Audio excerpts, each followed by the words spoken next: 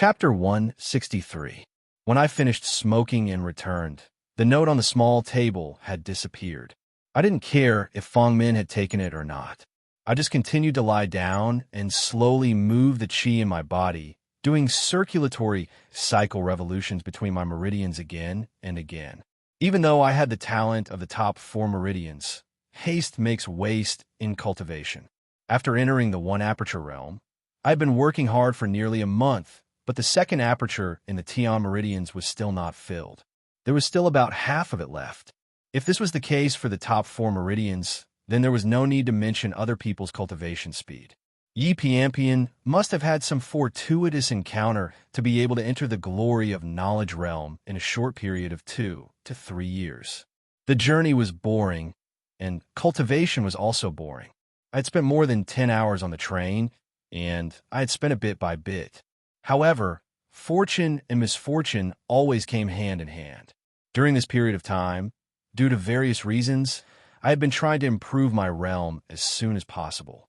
It was inevitable that I was a little impatient in terms of my state of mind.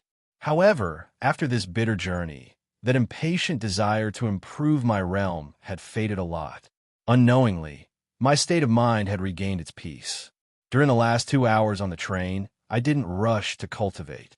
Instead, I had a good sleep. Who would have thought that after sleeping, the Tao Qi in my body would increase a little more than it was before? This made me very confused. After careful analysis, I understood that the speed of cultivation was mostly related to one state of mind. Previously, my impatient state of mind was what the Taoists referred to as a barrier, and also what the Buddhists referred to as a heart's devil. Affected by this, my cultivation speed slowed down. Later, after I got rid of this state of mind, it was just like what the Buddhists referred to as overcoming the heart's devil. After thinking through this, I clearly felt that my understanding of cultivation had deepened. Although it didn't seem to be of much use now, it would definitely be of great benefit to my future cultivation. However, after the train arrived at the station, I put aside the matter of cultivation.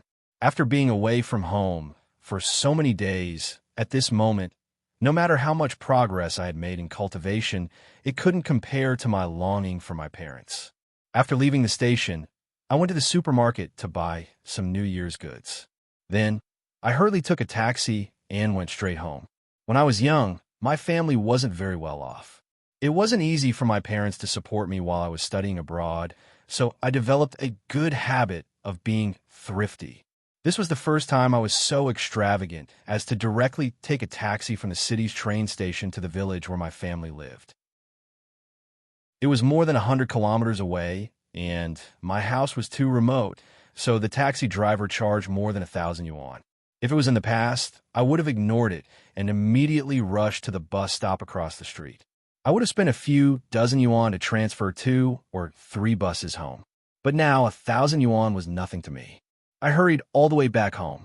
As the surrounding scenery became more and more familiar, I was actually panicking inside. This was probably what the ancients said: the closer you are to your hometown, the more nostalgic you are. When I finally arrived home and pushed open the door, my parents, who were working in the yard, saw me. Their faces were filled with surprise. My mom hurriedly walked over, and while patting my clothes, she complained to me, "Why did you suddenly come back? You didn't even tell us beforehand so that your dad could pick you up." Although she was complaining, she couldn't hide the smile on her face. She didn't let go of my hand and asked me how I was doing outside and asked me what I wanted to eat. My dad didn't move from the rattan chair in front of the house, but a hint of happiness appeared on his usually unsmiling face. He put out the cigarette in his hand, then told my mom to go to the store at the village entrance to buy a bottle of wine and to drink 2 cups with me tonight.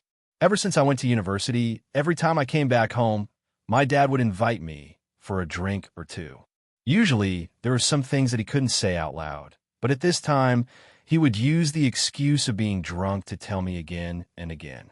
Although it was a little annoying, the love in his words couldn't be concealed. My mom habitually scolded my dad for his drinking problem and said that he was going to pass it on to me. Of course, as she said that, she already started to take off her apron and prepared to change her clothes. I quickly pulled her back and took out 2 bottles of Wuliangye from my bag and handed them to my dad with a smile. "Dad, I know you like to drink, so I brought 2 bottles for you when I came back." Seeing the packaging of the wine, my dad was stunned. When he saw the words Wuliangya on it, my dad's face darkened and subconsciously scolded me. "You brat, you only worked for a few days, and you already bought such good wine? Brat's mom, you should go buy wine. It would be a waste for us to drink such good wine today. Put away, and take it out to drink on our 3rd son's wedding." His words made my nose sour. I hurried to pull him back and blinked a few times. Then I said, "Dad, I'm working and earning money now. We don't have to live so frugally anymore. Let's drink this Wuliangya today." "Yeah."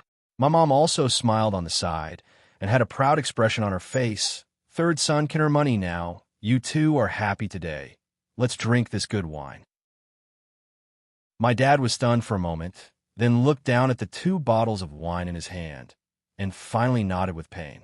When my mom went to the kitchen to get busy, my dad whispered to me, "If your mom knew the price of this wine, she probably wouldn't let us waste it even if she was beaten to death."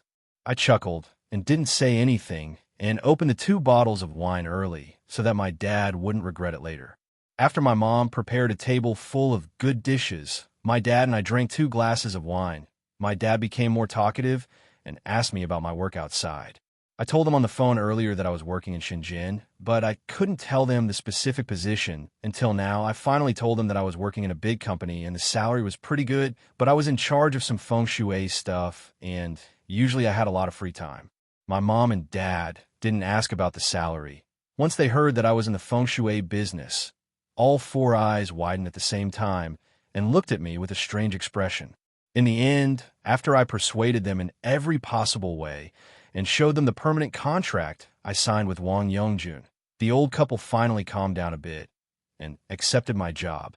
Only then did they start to ask about the salary. In the contract I signed with Wang Yongjun, the salary wasn't filled in. According to what Wang Yongjun said, I should fill it in myself, but I didn't do it because it was too troublesome. It was fortunate that it was like this, otherwise, if my mom and dad saw the number of millions, they would be scared. The old couple didn't have much experience. They had lived their whole lives searching for food in the fields. They only knew that 1 gene of wheat was worth a few cents. A few million was an astronomical figure to them. If they knew about it, they wouldn't believe it at all. Their first thought would be that they had been tricked. I hesitated for a while and finally said, "The salary isn't low, more than 20,000 a month, and there are bonuses for doing things normally."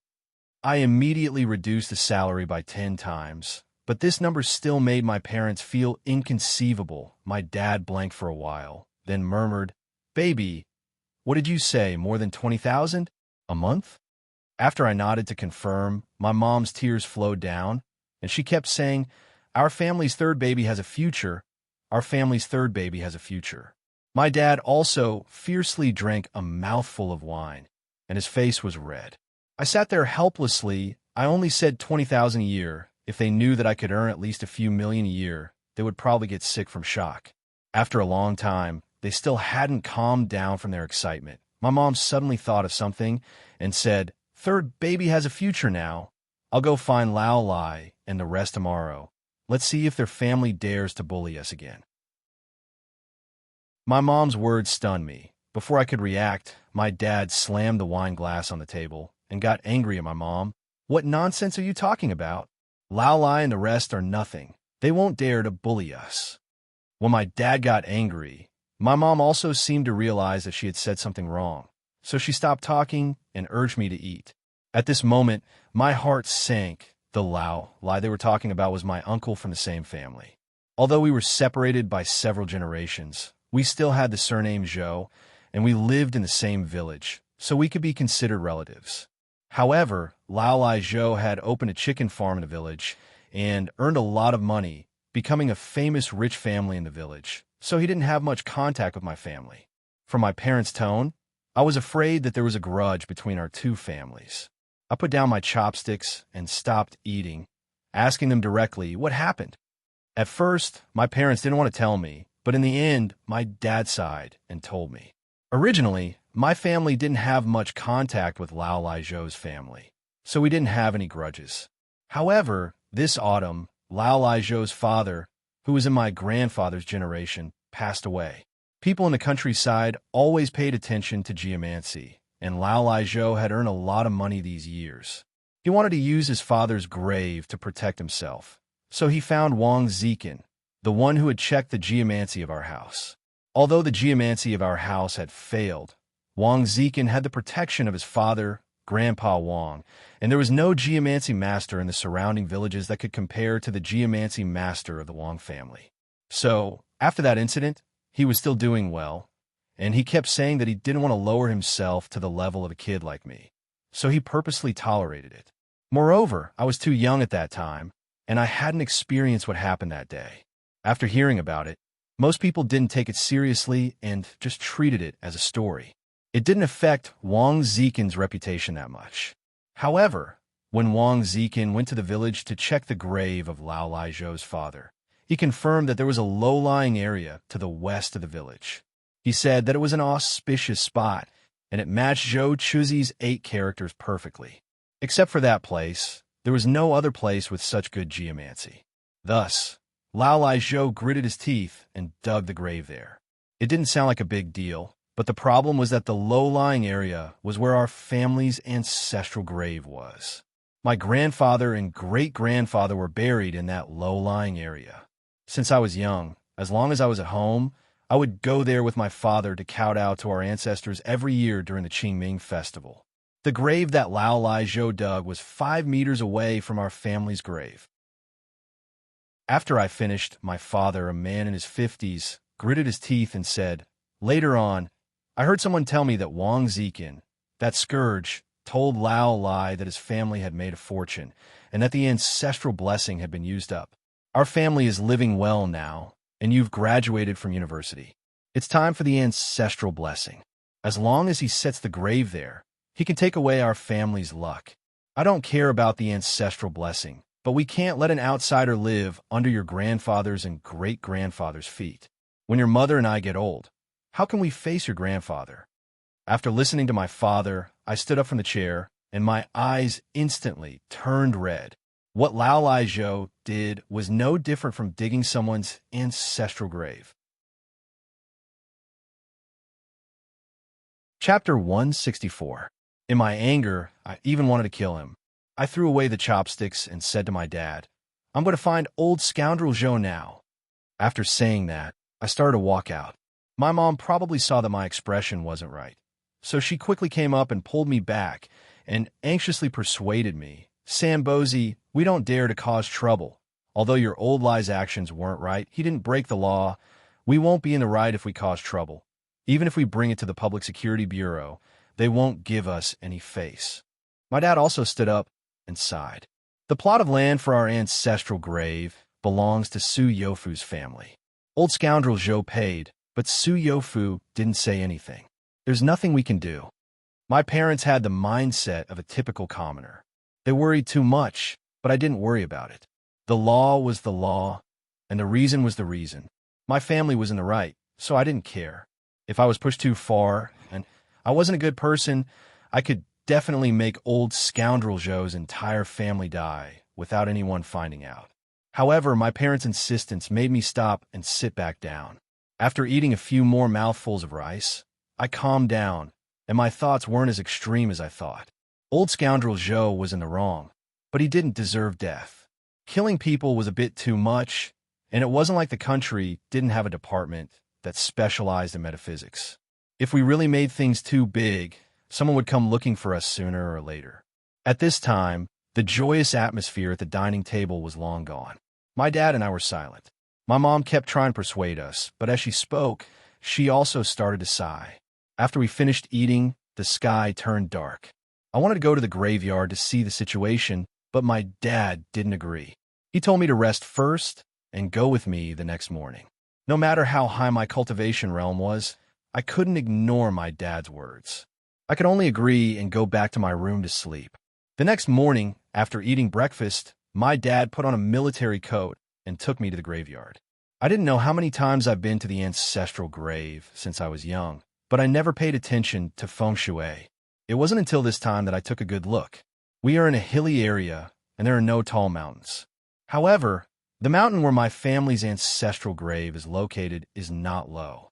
Moreover, there's an earthen wall that is more than 10 meters high next to the farmland where the ancestral grave is located.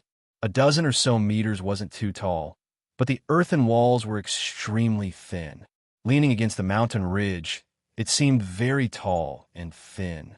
In feng shui, it was recorded that the dragon was solitary, tall, and thin, and was known as the drum dragon. In terms of feng shui, it was considered a medium-sized tomb. Among them, the dragon had a round head and a sparkling body, which was considered an auspicious omen. Moreover, it had to be protected by the horns of the flag. The ancestors were buried here, and the descendants could be appointed as officials, which was the current provincial officials. However, my family's ancestral grave is far from being as round and clean as a mountain. Moreover, this earthen wall is relatively too tall and is suspected of usurping the host. In this kind of drum-beating dragon landscape, it is appropriate to bury a person like my family's ancestral grave who was born alone. After understanding it, I gave a wry smile. Is it possible that my ancestors have blessed me to enter the metaphysics world? At this moment, my father pointed at Lao Lai Zhou's father's grave. I turned around and saw a big grave less than 5 meters behind my family's ancestral grave. There were stone tablets and statues on the grave, and there were even 2 rows of pine and cypress trees. It looked really imposing. I used the turning trigram palm to calculate the location. Lao Lai Zhou's grave was in the Kuan position of my family's ancestral grave. Lord Kuan's ancestral energy had been passed on to his descendants. From this situation, it seemed he was determined to take my family's ancestral fortune. Unfortunately, with my family's feng shui, what use would it be if he robbed it? In the end, Lao Lai Zhou was also tricked by Wang Zikan. Wang Zikan had a grudge against me, which was why he had found this chance. His purpose had nothing to do with my family's ancestral fortune. He just wanted to take revenge on me. After pondering for a while, I had an idea. After kowtowing to the ancestral grave, I didn't linger. I asked my father to go home with me. During lunch, I discussed with my father that we would go to Lao Lai Zhou's house in the afternoon. From the bottom of my heart, I thought that Lao Lai Zhou was still a member of my family. No matter what, I had to give him a chance. My dad finally nodded and agreed this time. He had already failed to negotiate with Zhou Laolai, so he decided to use me as his backbone. After lunch, I went to the small shop at the entrance of the village to buy 2 snacks and 2 bottles of wine. Then, I went with my father to Lao Lai Zhou's house. Lao Lai Zhou's house was not far from my house. It was a 3-story Western-style building with a large courtyard. Not only that, there was a large factory not far from his house.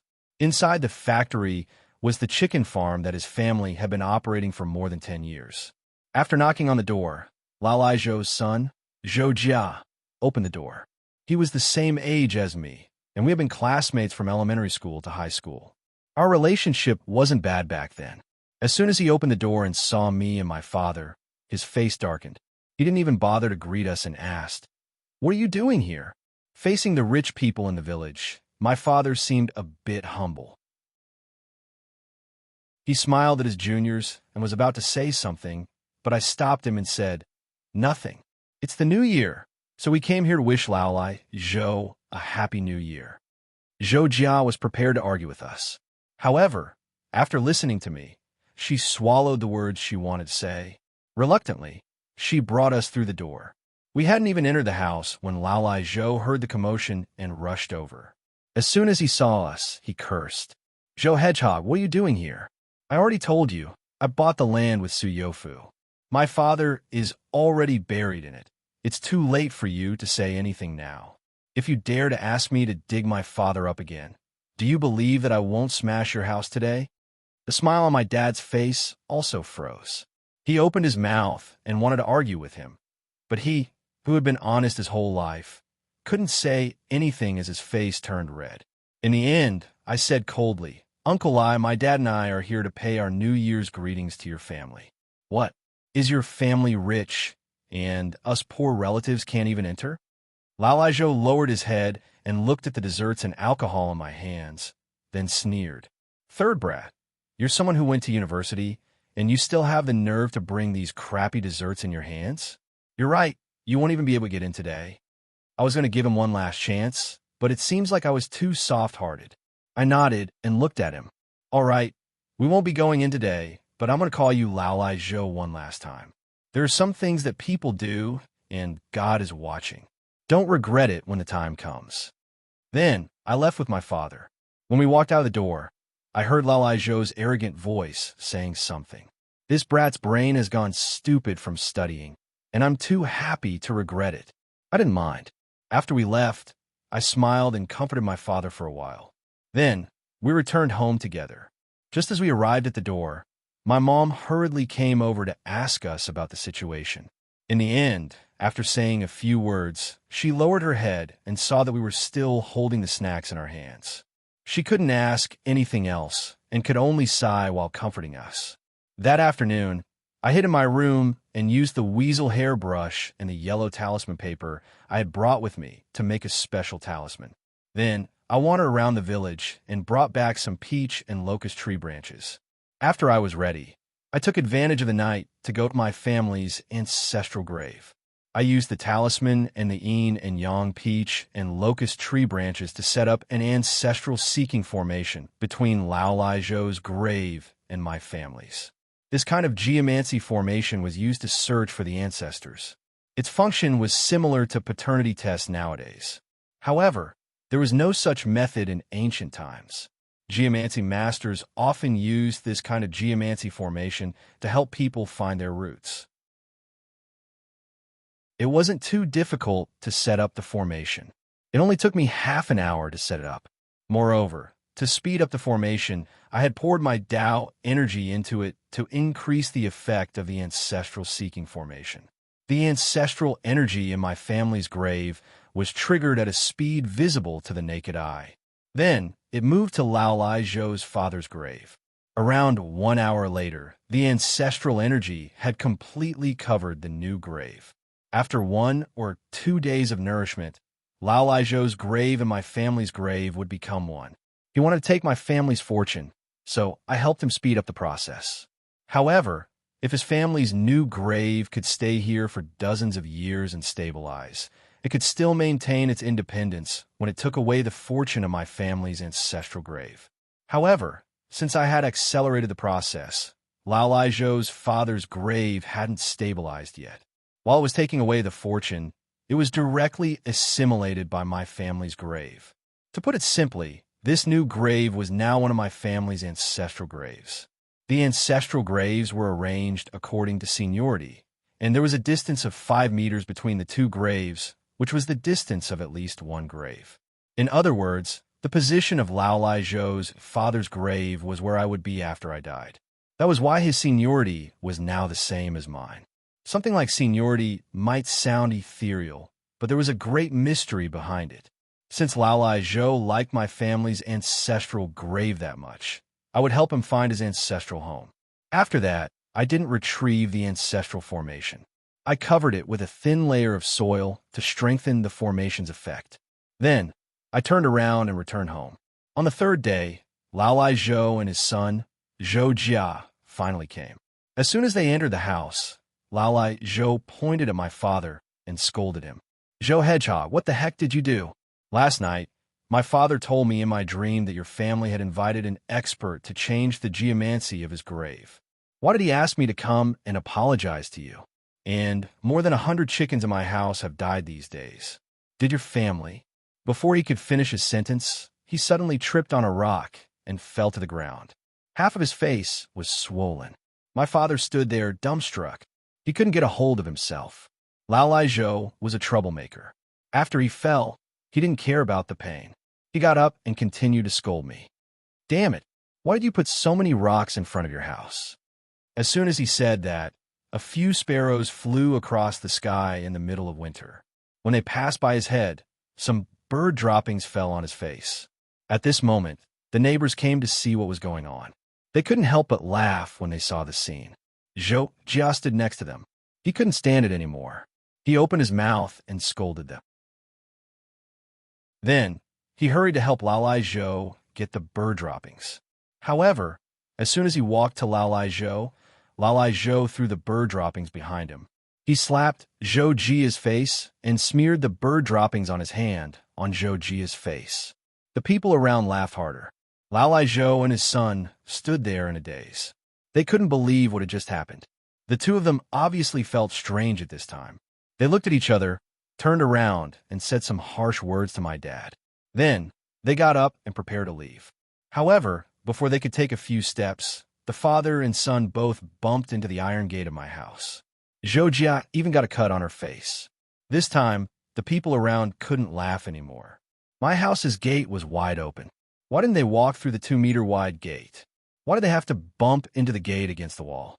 In just a blink of an eye, people wore strange faces and started to discuss. There was only one topic. Did Lalai Zhou and his son encounter evil spirits? At this moment, I smiled. Of course, this father and son pair weren't possessed. They were just disrespectful to their ancestors. After setting up the ancestral formation, it had been several days since then. From a geomancy point of view, my father was Lalai Zhou's grandfather and Zhou Jia's great-grandfather. Now that they had insulted their ancestors, it would be strange if they weren't unlucky. Chapter 165. After Lalai Zhou and his father disappeared from my house, the neighbors vaguely understood what had happened. Lalai Zhou had said that my father had found someone to change the feng shui of his house. Now, everyone's expression changed when they looked at my father. Most of the villagers believed in supernatural things. Moreover, what had happened just now had happened in front of them. No one could refute it. After this incident, the villagers immediately spread the news that my father and I had found a feng shui master from the provincial capital to change the feng shui of Lalai Zhou's father's grave. This would make his family suffer from bad luck in the future. Because Lalai Zhou and his father had gone to the hospital, there were rumors that their whole family was seriously ill. They didn't seem to be able to live for long, and their whole family was going to die. After that, Lalai Zhou's family turned from a rich family that everyone in the village wanted to get close to. Now, they had become a family of bad luck. Even during the Lunar New Year, some relatives in the village didn't dare to visit their house. Even my father muttered to himself. On the eve of the Lunar New Year, he asked me, "Third child, why do you think Lalai Zhou suddenly became like this?" Although he had been bullied a lot, my father still couldn't bear it. I didn't feel any pity for him. It was Lalai Zhou's fault. He deserved this retribution. I smiled and said to my father, "God is watching what people do. God can't stand it anymore. He wants to punish his family." My father sighed and didn't say anything. He didn't look happy either. On the 5th day of the Lunar New Year, Lalai Zhou and his father suddenly appeared in front of my house. This time, Wang Zikin came with them. After seeing him, I smiled. The main culprit behind this incident was that despicable Wang Zikin. I didn't have time to find him, but he came to my door. Before I could say anything, Wang Zikin angrily walked in front of me and asked, "Zhou, yesterday I went to Lalai Zhou's grave to see.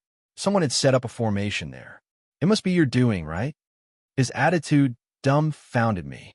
He checked the formation and guessed that I was the culprit. Why was he so rude to me? Wang Zikin was just an ordinary feng shui master. After seeing the ancestral seeking talisman, he should have known that this matter was done by a dragon-seeking realm feng shui master. How could an ordinary feng shui master dare to challenge a geomaster? I sneered. What?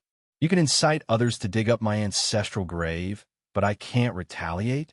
Hearing this, Wang Zikin's face lit up with joy. He ignored my words and laughed. "So it really was you. I knew it. When your family was building a house, your feng shui attainments weren't low. Now you've actually reached the geomaster realm. However, don't think that you can do whatever you want just because you are a geomaster. There's a price to pay for doing such things." This made me even more puzzled. Previously, I was wondering if this fellow didn't know about the Earthmaster realm. But now, it seemed that he understood. Since he understood, why did he dare to ask me to pay the price in front of me? Before I could say anything else, the sound of a car engine came from the entrance. Not long after, an old man in his 50s or 60s walked in with two middle-aged men. Seeing these people, my gaze finally turned cold. The two middle-aged men had an acupoint sealing realm cultivation that was not inferior to mine. As for the old man, I could only feel the movement of Tao energy from his body, but I couldn't see his realm. This kind of situation could only occur when the other party's cultivation was higher than mine.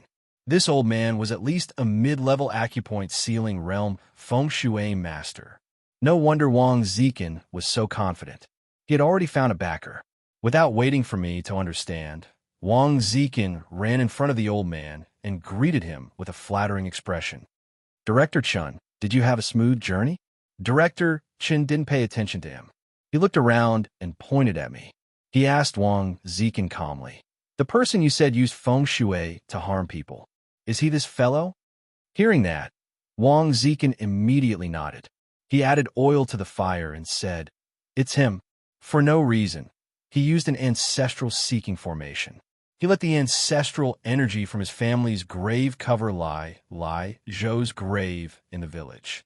This caused Lai Zhou's family to have bad luck if they were even the slightest bit disrespectful towards them. From before the new year until now, Lai Zhou's chicken farm has lost several hundred chickens. His family members have also been injured many times. Until now, they're living a life worse than death. Hearing that, Lai Zhou and his son, who were standing at the side, immediately came forward and cried. They exaggerated their experiences in the past few days. Lai Zhou, that old thing, even said that he had been diagnosed with a terminal illness. I laughed coldly in my heart. It had only been a few days. Even if he didn't eat, drink, or sleep, and stayed at home to scold my family every day, he definitely wouldn't have been diagnosed with a terminal illness. Now that he was crying so heartbroken, it must have been hard on him. After listening to their crying, Director Chun didn't say anything else. He walked to my side and looked me up and down. Then, he said in a clear voice, "You little brat, you have such a high cultivation level at such a young age. You have a bright future ahead of you. Why didn't you cultivate properly? Why did you walk the path of evil and use feng shui to harm people? Do you know that in the world of metaphysics, the biggest taboo is to attack normal people? You will only destroy yourself by doing this." His words were very reasonable, but his indiscriminate attitude made me angry. I also said coldly, "Why did Director Chen only listen to one side of the story? Don't you need my explanation?" Just as I finished speaking, Director Chun became even angrier. His eyebrows furrowed, and he immediately reprimanded me. "What else can you explain? The dead rule of the world of metaphysics is that you can't attack normal people. Wang Zikin already showed me the ancestral seeking array that you set up yesterday. Let me ask you, was that array set up by you?" At this moment, I was really angry. I also agreed that we can't easily attack normal people, but there should be a limit. For example, the other party wanted to dig up my ancestors' graves. If I didn't do anything, should I just watch as my ancestors were humiliated? I couldn't even be bothered to explain, and only nodded coldly. Suppressing my anger, I said, "Yes, I did. So what?" At this moment, Director Chen's face was also filled with anger. It's not scary to do something wrong. What's scary is to not repent. You little brat, since you don't want to admit your mistakes, then I will bring you to the Metaphysics Society today and lock you up for half a year. When you reflect on your mistakes, then I will let you out. My parents might not have understood what we had said earlier, but they understood what I had just said. They immediately panicked and rushed in front of me, shielding me behind them. With a pale face, they questioned Director Chun. "Who are you people? Why do you have to lock up my child?" Director Chun waved his hand and said, "I am the vice president of our city's Metaphysics Society, Chun Xuanda. Your child is a member of the Metaphysics Society and is also within our city's jurisdiction. I have the right to punish him. The two of you must not stop me." After saying that, he waved his hand, and the two middle-aged men beside him pushed my parents to the side and rushed forward to grab me. My parents were already old and frail. After being pushed by the two of them, they immediately stumbled backwards and almost fell to the ground. Seeing this scene, I couldn't hold it in any longer. I raised my hand and used a rhino's finger seal, pointing at the two of them. My Taoist chi was extremely pure. Even if these two middle-aged men were to fight me normally, they might not be my match. At this moment, they were caught off guard. One of them was directly injured by my attack and was forced to retreat, while the other dodged to the side with a pale face. After they moved out of the way, I hurried over to check on my parents' situation. At this moment, Director Chun was so angry that his face turned red. He walked forward and glared at me. With an unfriendly expression, he said, "Your name is Zhou Yi, right? Very good. Originally, I want to punish you before letting you join our Metaphysics Society's branch. Now, it seems that you have no remorse at all. You actually dare to arrest us. Then, don't blame me for bullying the weak." After checking that there were no major problems with my parents, I stood up and stared coldly at Director Chun. I said, "You don't have to worry about that. I am now a member of the Metaphysics Society's Shenzhen branch. Coincidentally, I am also the vice president. It's fine if you want to bully the weak, but first, you have to have the ability to do so." After saying that, I began to receive the Taoist Qi. Even a clay figurine has a temper. This Chen Xuanda believed Wang Zikin's side of the story and did not differentiate between right and wrong. He even almost injured my parents. Who could endure such anger? Furthermore, he was only a vice president. His strength was only at the middle acupoint ceiling stage, which was slightly higher than mine. Previously, I had fought against Jing Gue, a person from the Ghost King realm. Why would I be afraid of this Chun Xuanda? However, who knew that after I was prepared to fight, Chun Xuanda would stand there motionlessly. He stared at me with his brows slightly furrowed, as though he was thinking about something. After a while, he muttered with a strange expression, "Shenzhen branch. Zhou Yi. Could it be that you are that Zhou Yi?" I was stunned, but immediately understood. After the Young Phoenix gathering, the Metaphysics Society would create a commemorative book to distribute to the various branches. This Chen Xuanda had obviously heard of my name. Without waiting for me to nod and admit it, Chun Xuanda opened his mouth again. "You must be. At such a young age, you already have a cultivation that is close to sealing 2 acupoints. Other than the current generation's young phoenix, who else could it be? We are like a flood rushing against the temple of the Dragon King. Brother Zhou, you said that there was a misunderstanding. If there's no problem, can you tell me in detail?"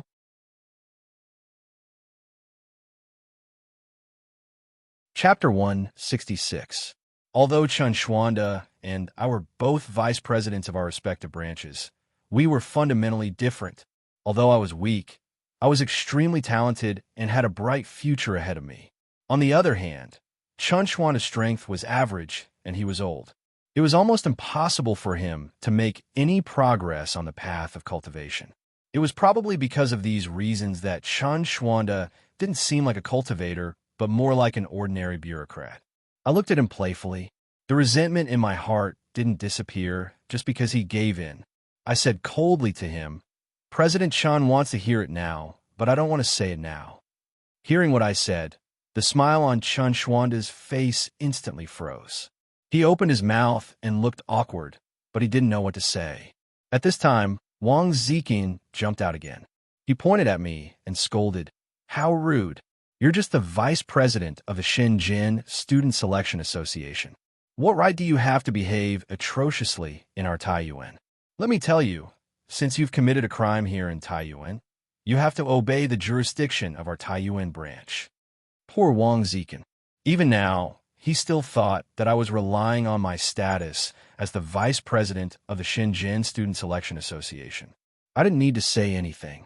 Chun Xuanda's face instantly burst with anger. He shouted, "Shut up." Then, he pulled Wang Zikin back and slapped him in the face. Wang Zikin was hit silly. He stood there and covered his face, as if he didn't understand what had happened. Chun Xuanda's anger hadn't disappeared yet. He stared at Wang Zikin and said coldly, "Zhou Yi's family is poor, while Zhou Lai's family is rich. Wang Zikin, tell me honestly, did you receive any benefits from Zhou Lai to deliberately frame Zhou Yi?" Wang Zikin didn't want to say anything, but he was just an ordinary feng shui master. In front of Chun Xuanda, who was at the middle stage of the acupuncture point realm, he didn't have any room to resist. Soon his heart completely collapsed. He opened his mouth and told everything that had happened. After he finished speaking, He slumped to the ground with a miserable look on his face. Chun Xuanda didn't pay attention to him. Instead, he turned to the two middle-aged men beside him and said, "You two go to the branch's archive room tomorrow and expel him. This kind of shameless and unjust villain doesn't deserve to stay in our branch." Hearing him say this, Wang Zikin's face became even more ashen. As a feng shui master, the title of master was meaningless. Only a member of the Metaphysics Society could be said. Now that he was expelled from the Metaphysics Society, his future was really worrying. Perhaps it was because Wang Zikin thought of the future tragedy. He threw himself in front of Chun Xuanda, crying and begging for mercy. However, Chun Xuanda's face was full of disgust and disgust. He was unwilling to say a word. He just commanded the two young men to carry Wang Zikin away and throw him outside the courtyard. After everything was settled, Chun Xuanda turned his head to look at me. A smile instantly appeared on his face as he apologized to me. "Brother Zhou, this matter has been thoroughly investigated. Our Taiyuan branch had a parasite that wrongly accused Brother Zhou. Now that Wang Zikin has been expelled from the branch, this old man also wants to apologize to Brother Zhou. I hope Brother Zhou can be magnanimous. The previous exaggerated way of handling the situation, in addition to his current humble attitude, made me stand there dumbstruck. I really didn't know what to say." Chun Xuanda didn't seem to mind. He even walked over and intimately said, "However, Brother Zhou, it can be said that we didn't get to know each other through fighting.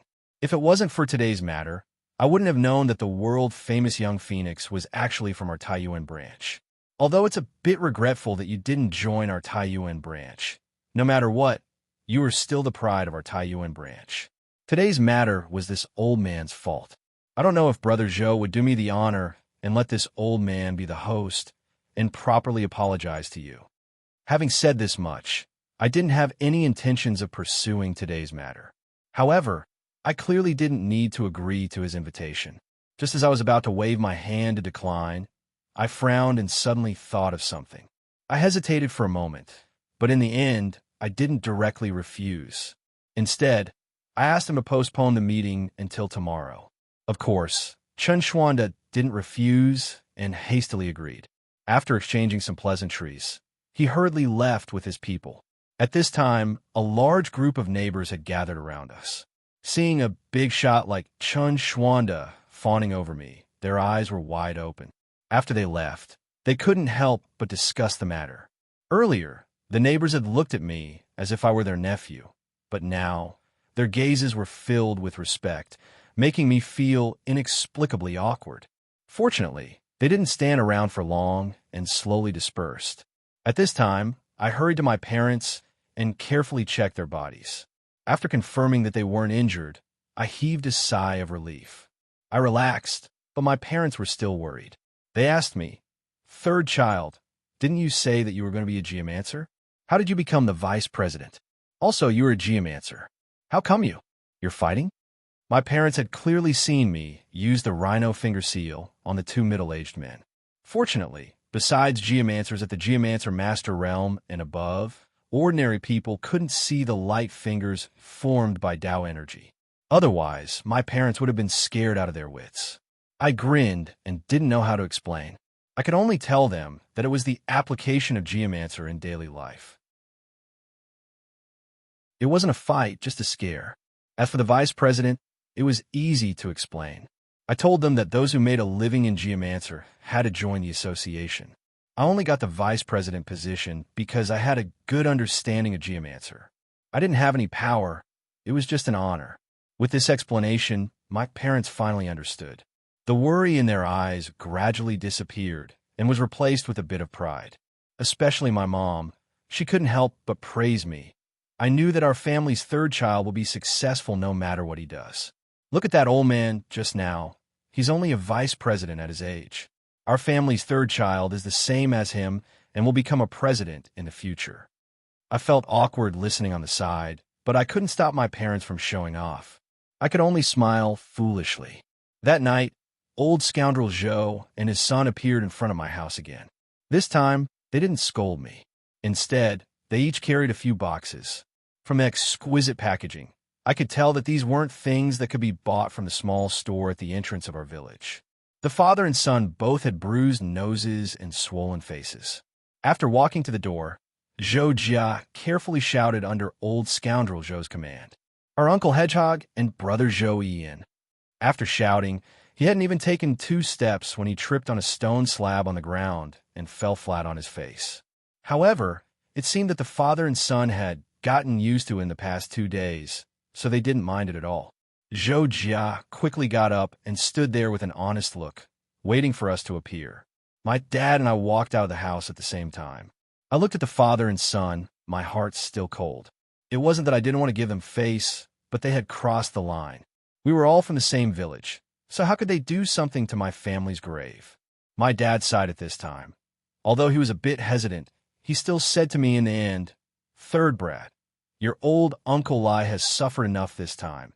As long as he's willing to move the grave, then don't pursue it anymore. We're all from the same village, and we're from the same family. We shouldn't let the people in the village see us as a joke." He had the typical mindset of a farmer, and he valued the family name the most. Even if old scoundrel Zhou had done something like this, he still cared about his family. I couldn't disobey my father's order, so I nodded. I walked over and said to old scoundrel Zhou and his son, "When your family moves the grave, the strange things that happen to you won't happen again. Remember, don't do stupid things again." The 2 of them nodded. Old rascal, Zhou, took out a red envelope and gave it to me. It was bulging, and it looked like there was a lot of money inside. However, I didn't put it in my eyes. I turned around impatiently and went back to my room. That night, I sat on my bed and slowly circulated my Tao energy. I was thinking about meeting Chan Xuanda the next day. The reason why I had agreed to have dinner with him was because of one thing. When we were by the Yellow Spring River, Liang Tianxin had told me that he wanted to investigate the underground palace under the 28 Fiend Yellow Springs Formation. He had found everyone except me and the fatty. Not only that, but he had also imprisoned their souls and refined them into Yin's souls. Liang Tianxin was the Taoist master, so I couldn't snatch the souls of those people from his hands. But no matter what, the red shadow came out of that grave, and the things that happened in the underground palace had a lot to do with the red shadow. If it was related to the red shadow, it was also my business. I felt really sorry for Old He and the others. According to what had happened that year, Old He was a member of the local student selection committee. I could also find information about the people he had brought with him. Since Liang Tianxin had found those people, they must have died a horrible death. Their descendants couldn't live a good life, either. I wanted to visit them and try to make it up to them. Because of this, I had agreed to have dinner with Chan Xuanda. Otherwise, I wouldn't be able to talk to a bureaucrat like him. After thinking about it for a while, I prepared to sleep. However, right at this moment, the ghost seal on my arm suddenly released a scorching hot current, rushing through my meridians. In just a blink of an eye, I was in so much pain that I almost screamed. At the same time, my body was soaked in sweat.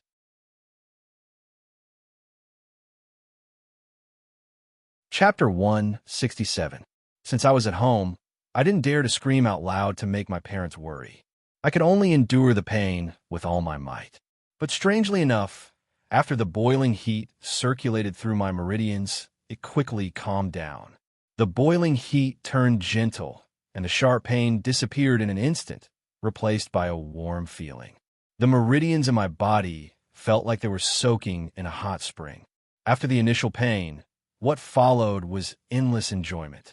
My meridians, limbs, and bones were all warm, so comfortable that I couldn't help but moan. I laid there, feeling dizzy. I didn't know how long it took before I slowly woke up. When I woke up, I was shocked to find that the Tao Qi in my body seemed to have changed. After these few days of hard work, the Tao Qi in my heaven meridians had occupied close to 2 acupoints, reaching close to 2 acupoints. I didn't know how this progressed compared to geniuses like Han Wenan and Zhang Kunlun, but at least I had left the people of the Guangdong branch behind. I thought that this cultivation speed was fast, but I was shocked to find that the Tao Qi in my heaven meridians had occupied a total of 4 acupoints. There was even a faint glow of Tao Qi in the 5th acupoint. This was a sign that the Tao Chi had entered the fifth acupoint. Just a moment of pain and then a moment of comfort, and I actually advanced by 3 realms. He advanced directly from 2 apertures to 5 apertures. I was stunned. After a long while, I vaguely remembered the legend of the Tao Ghost Seal. I quickly looked at my left wrist. At this moment, the red ghost shadow on the Tao Ghost Seal had disappeared, and only a red ghost face was left. The yin-yang fish on its forehead was even clearer. I thought about it and understood. The Tao Ghost Seal had the power of glory, of consciousness sealed in it. Since I got the Tao Ghost Seal until now, it had been close to a month, and the power of the Tao Ghost Seal had finally started to be absorbed by me. It's not that I haven't thought about this, but I've always thought that this kind of power that doesn't belong to me can't be converted too much. Even if it's the power of the glory of consciousness realm, it would be good if it could be converted into 1 aperture of Tao Chi. But I never thought that just a portion of it could actually raise my cultivation by close to 3 apertures. Anyone could tell that the essence of the Tao Ghost Seal was in the yin-yang fish pattern on the Tao Ghost's head. In other words, I've only absorbed a small part of the Tao Ghost body, and I've already improved so much.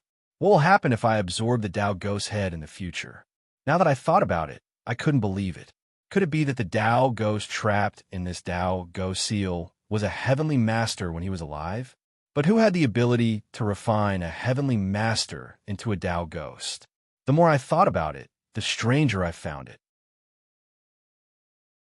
If it really was the celestial master's soul of the path, it was a waste of God's gift to refine this Ghost Seal. I wondered where Liang Tianxin and his son had gotten it. Of course, even though it was a pity, I was still very excited. My 5-apertured cultivation base could be considered the middle acupoint sealing realm. I wasn't inferior to Chun Xuanda, who I'd met during the day. With my current cultivation speed, perhaps I would be faster than Yipyampian. I could reach the glory of knowledge realm in less than 3 years. It was a quiet night. The next morning, my parents went to visit their relatives while I went to the city alone. As soon as I got out of the bus station, I saw Chun Xuanda, which startled me. Although I'd contacted him on the phone, and he knew when I would arrive, the bus wasn't punctual during the spring festival. I didn't know how long he had been waiting here. He was the vice president of the Metaphysics Association, but he had lowered himself to this extent. I didn't know if I should laugh or cry. However, it made sense. With Yi Piampian's talent of 3 meridians, she had become the vice president of the Metaphysics Association in just 3 years. My talent was stronger, and my future achievements were bound to be higher. If it were someone who had reached the glory of knowledge realm or higher, they wouldn't care. However, he was only at the middle acupoint sealing realm. Who knew when I would catch up to him? So, it wasn't too hard to understand why he was so careful. In fact, the moment he saw me today, Chun Xuanda's eyes widened again. Even his voice trembled as he asked me in shock, Bro Zhou, if I'm not wrong, your cultivation was still at the early acupoint sealing realm yesterday, right? I nodded awkwardly. Chun Xuanda instantly sucked in a breath of cold air. He pointed at me and said with a trembling voice, In 1 night, you jumped from the early acupoint sealing realm to the middle acupoint sealing realm? He looked as if he'd seen a ghost. His face was full of shock, and he didn't even notice that his current actions were very rude. Of course, I didn't pursue the matter, but I felt very awkward. I couldn't explain the Ghost Seal, so I could only let him continue to misunderstand. I shook my head and said, It's not that exaggerated. I just happened to break through a bottleneck last night. Chun Xuanda immediately shook his head and said, I can feel that your current strength has even surpassed mine. Even if you broke through a bottleneck last night, I've never seen anyone who can directly reach the 5th acupoint sealing realm right after breaking through the middle acupoint sealing realm. As expected of a peerless 4 meridians talent, it's actually so terrifying. He was right. After reaching the 4th acupoint sealing realm, it could already be called the middle acupoint sealing realm. Chun Xuanda was probably at this realm, and my cultivation at the 5th acupoint sealing realm had actually surpassed his. However, He was taking it for granted that it was all due to talent. I tried to change the topic and asked him where we were going to eat. In the end, he casually said a name and continued to sigh. Back then, this old man was only a half-meridian talent, and it took me 20 years to reach the middle acupoint sealing realm. But Brojo, you actually surpassed this old man in just 1 month at the Young Phoenix Gathering last year. This is simply. He couldn't even find a word to describe it after a long time. Just like that, for the rest of the meal, it was basically Chun Shwanda sighing and I being humble. As for Chun Shwanda and his group, the more they discussed, the more they admired me, and the more they spoke to me. In the end, when I asked him to help me look up some information about the Metaphysics Association, Chun Shwanda didn't hesitate and hurriedly nodded in agreement. However, when I saw old He Yuan Shan, and the others, Chun Shwanda was stunned and didn't speak for a long time. I frowned and couldn't help but ask, "What's wrong? Is there any inconvenience?" Chun Shwanda reacted and looked a little excited. He shook his head and said to me, "It's not inconvenience, it's because He Yuchi is my master, and He Yuan Shan is my junior." This time, even I had a strange expression. This Chun Shwanda was actually old He's disciple. We looked at each other for a long time, and Chun Shwanda asked me with a puzzled expression, "Bro, why are you looking for information about my master and junior? Could it be that Bro Zhou knows my master?" Old He and I didn't just know each other. Although it was Red Shadow who gave me the death scripture that allowed me to officially step onto the path of metaphysics, it was Old He who truly let me see metaphysics and arouse my interest in it. The past was still vivid in my mind, and I always had the thought of paying Old He a visit. Who would have thought that before I could take action, we were already separated from each other? I nodded and said in a low voice, "Grandpa, he saved my life when I was young, and we went through some things together. It's a pity that I haven't come to find him since then." Chun Shwanda didn't notice the disappointment in my tone and said with a puzzled expression, "That's strange. I haven't heard my master mention your name all these years." I sighed. Liang Tianxin had already told me that I was no longer in Old He's memories.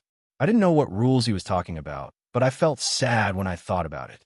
I drank the wine in front of me in one gulp, then asked, "Uncle Chun, when did something happen to Grandpa, he and the others?" Chun Shwanda was flattered when he heard me call him Uncle Chun, but his face darkened when he heard what I said. He sighed and said, "It was in the spring of the year before last." At that time, my master had just retired from our Taiyuan branch. I don't know what he was researching every day, but he didn't live in the city, but in your county. At that time, I had already taken over my master's position as the vice president, and I was busy every day. I only knew that something had happened when I received a call from your county's public security bureau. When I went to investigate, I found that my master and the other souls had been taken away, and only soulless corpses were left. From this method, it seems like it was done by those ghost and corpse-rearing sections. But there are no such crooked people in our vicinity. After that, I secretly investigated for a long time, but until now, I still don't have the slightest clue. I nodded, but I didn't tell him about Liang Tianxin. He was a heavenly master, and if I told him about it, it would only add to Chun Shwanda's worries. I could only keep this grudge in my heart. Sooner or later, I would find Liang Tianxin and settle this grudge. After the meal, Chun Shwanda took me to the Taiyuan branch. He asked someone to find information about the others for me, while he took me to the president's office. He said that he wanted to introduce the president, Xieling Yun, to me. Xieling Yun looked to be about the same age as Chun Shwanda, but his cultivation base was much higher than Chun Shwanda's. He had the glory of knowledge cultivation base. Contrary to my expectation, Xieling Yun didn't seem to be enthusiastic towards me at all. On the contrary, he was somewhat indifferent. After chatting with me for a while, he said that he had something to do and sent me out of the office. Although I felt that it was strange, I didn't think much of it. However, not long after that, Chun Shwanda came back with a gloomy face. He told me that the people he had sent to investigate had been refused at the door. President Xie said that he wasn't a member of the branch, so he didn't have the right to look at the members' information. What did Xieling Yun mean? Although his cultivation base was at the glory of knowledge realm, he shouldn't completely disregard me, right? Ever since I revealed my Four Meridians talent, even the headquarters Yang Shilong, Dan Feng, and the others were very polite to me. He was just the president of a small Taiyuan branch. Why didn't he give me face? I really couldn't understand, so I had Chinchuan to go and ask around. In the end, he quickly got the result. He hurriedly ran back and asked me with a grave expression, "Zhou Yi, did you cripple the arm of the Liu family's first son, Liu Zhenyang, at the Young Phoenix gathering?" So was the Liu family. These days, the Liu family hadn't made any movements. I thought that a metaphysical family like the Liu family would care about their face and wouldn't investigate this matter. I didn't expect that I would suddenly hear the Liu family's name.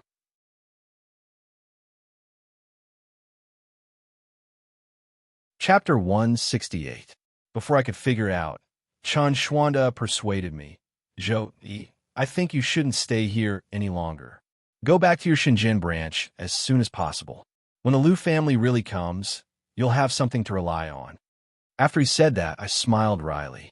Although I was the vice president of the Shenzhen branch, what did I have to rely on? Not only did I not have anything to rely on, even President Su and I were half enemies. After thinking for a while, I shook my head and said, "There's no need to panic." After crippling Liu Zhenyang's arm, it wouldn't be strange for the Liu family to do anything. But after all, so much time has passed. If the Liu family wanted to take revenge, they would have come long ago. Since they could drag it until now, it proves that the Liu family still have some scruples. That was indeed what I thought, but after hearing what I said, Qin Xuanda's expression didn't change at all. Instead, he shook his head and said to me, "The Liu family is famous for being arrogant and despotic. They definitely won't let this matter go. Also, you're wrong. Although the Liu family is big, it has always been difficult for the metaphysics world to interfere with ordinary people's matters. The Liu family didn't do anything during this period of time, but it might not be because they have scruples." I frowned and quickly thought about it. After the Young Phoenix gathering, the Liu family would have scruples in the beginning. After all, I was the Young Phoenix of this generation. They had to give face to the Metaphysics Union, so it was impossible for the Liu family to take action immediately. After that, I had a conflict with the people of the ghost-raising sect and was chased by Liang Tianxin. The Liu family couldn't find me. Calculating the time, if the Liu family wanted to take revenge, it seemed that this period of time was really suitable. My heart sank when I thought of this. It wasn't that I regretted it. When I was in the dragon-seeking realm to deal with Liu Zhenyang, who was in the acupuncture point realm, I would have died if I wasn't careful. I couldn't have held back. No matter what the result was, it was much better than me dying in Liu Zhenyang's hands. I wasn't too afraid. After all, I had the experience of being chased by Liang Tianxin. No matter how strong the Liu family was, it wasn't enough to make me afraid. The only thing I was worried about was that I was at home. If the Liu family came to take revenge, would it implicate my family? Instantly, my face paled. I hastily bid farewell to Chun Xuanda and prepared to leave this place. But then, I suddenly thought of something. Since the Liu family had found this place, it would be easy for them to find my family. If I ran away, would they take my family as hostages?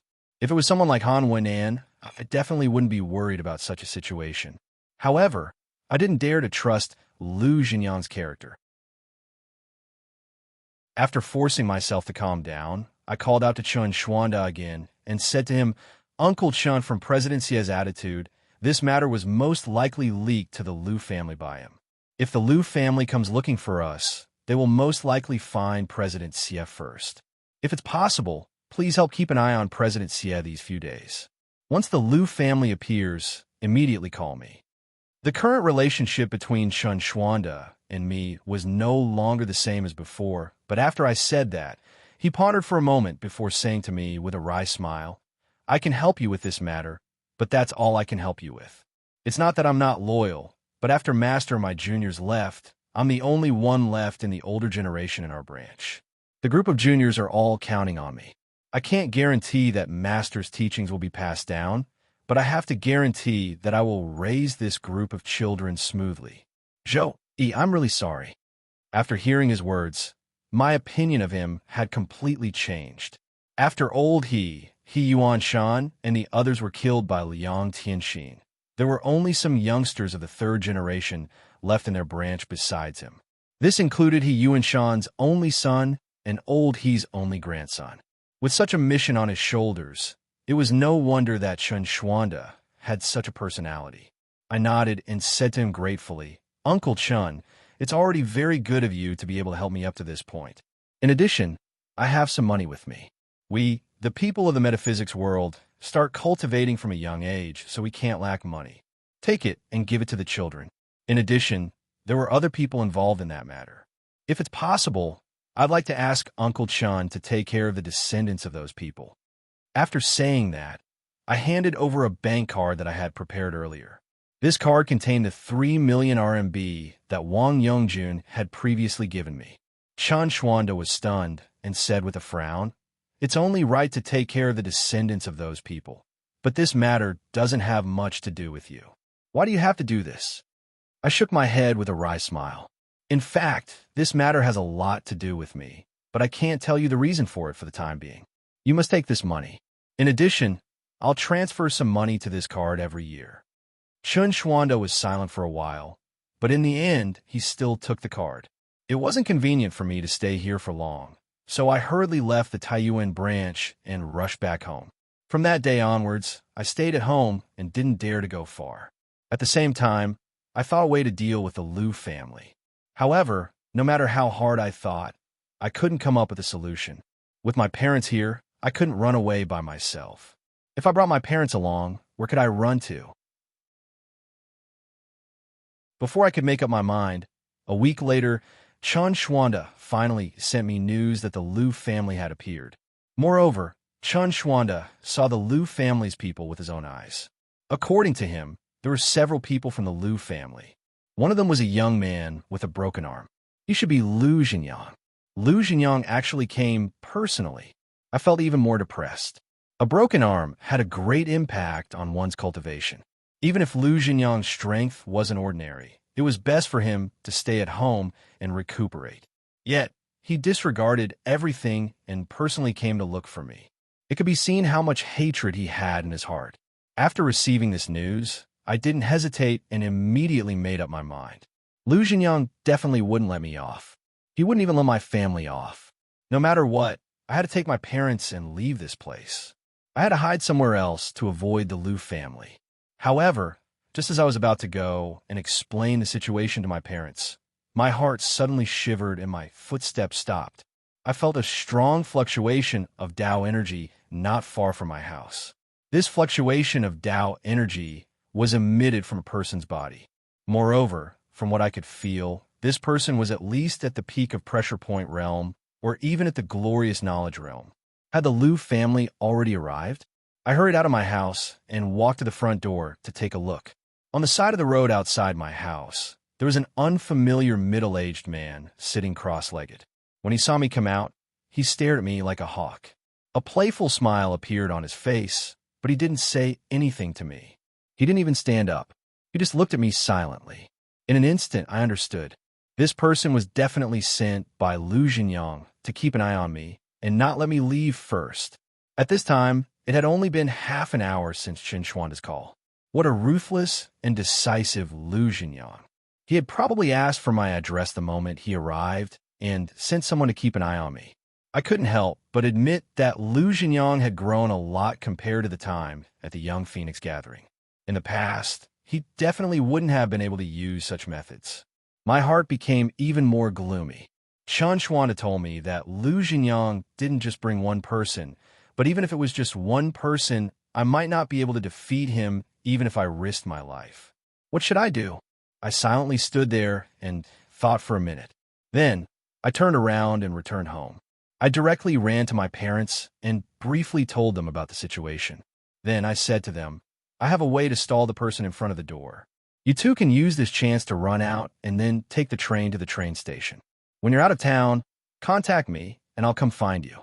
After I finished speaking, my parents still had a confused expression. It seemed that they didn't understand what I said. In the end, my dad frowned and asked, "Third baby, you said that someone came to take revenge on you? Then can't we just call the police?" My mom quickly followed up, "Yeah, let's call the police. When the police come, we'll be safe. Why we have to run out of town?" I opened my mouth, but I really didn't know how to explain. The police. To people in the metaphysics world, they were really too weak. Looking at Lu Jinyang's attitude, not to mention the police, even if he called the special forces, they wouldn't be able to stop him.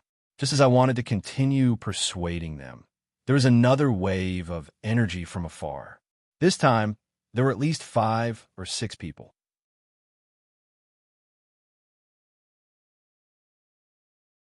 Chapter 169. My parents still wanted to say something to me, but it was already too late. In this desperate situation, I took out my phone and called Yi Piampian, but I couldn't get through to her. In the end, I could only send her a message and tell her that the Lu family had found my house. The people from the Metaphysics Union couldn't be relied on, but in this desperate situation, this was the last thing I could do.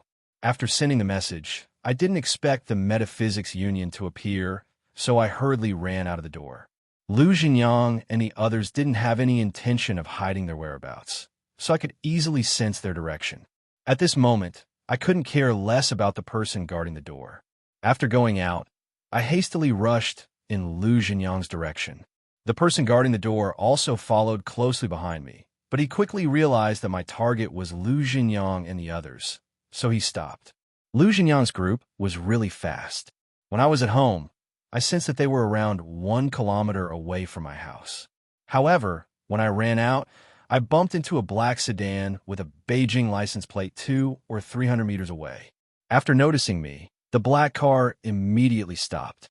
The car door opened, and a few people got out. It was similar to the information that Chen Xuanda had provided. Besides Lu Jinyang, there were 4 other people, but I couldn't see through their strength. One of them was a black-robed old man, who even gave me a faint feeling that I was facing Liang Tianxin. Lu Jinyang's temperament was also very different from before.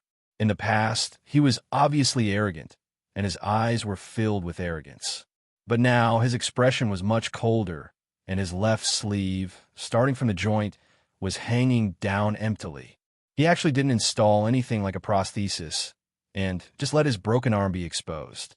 After seeing me, Lu Jinyang's eyes instantly lit up, and the corner of his mouth rose into a cold smile.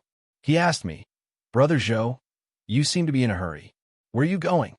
I knew that he was most likely trying to tease me like an eagle trying to catch a chick, but I didn't dare to be angry. I lowered my head and said to Lu Jinyang in a calm voice, "I know why you are here.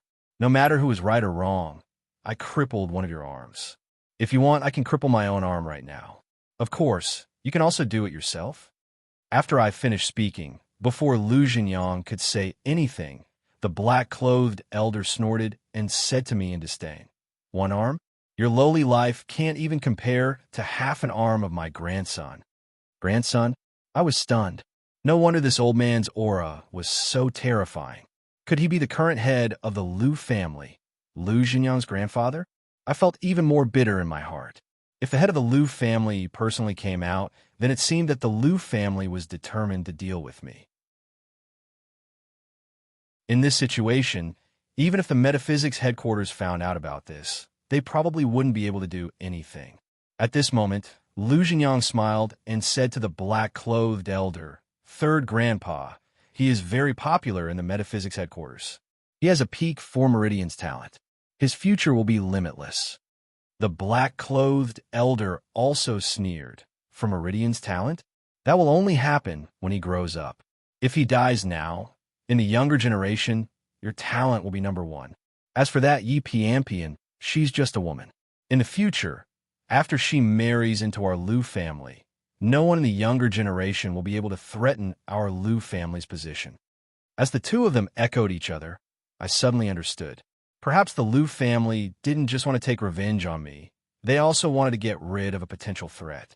Just like what the old man said, as long as I wasn't around, Lu Jinyang would be the number 1 person in the younger generation. Thinking about it, a large family with tens of years of history.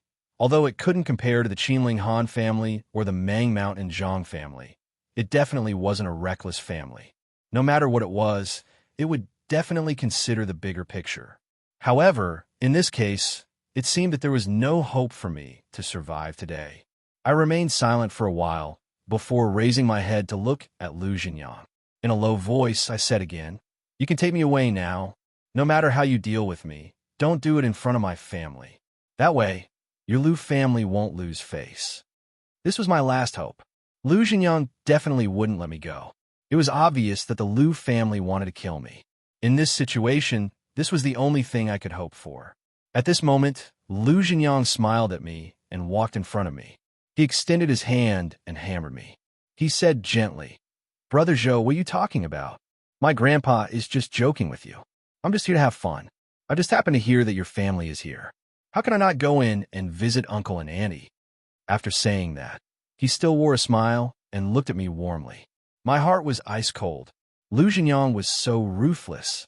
He didn't even want to give me any face. When begging was no longer of any use, the only way left was to risk their lives. I clenched my teeth and threw all the talismans I had on me at the black-robed elder. These talismans were mostly the fierce yang talismans and yin gathering talismans that I had used in the past. These two talismans instantly gathered a large amount of yin and yang energy. After they collided in the air, there was a loud explosion. However, my target wasn't the black-robed elder.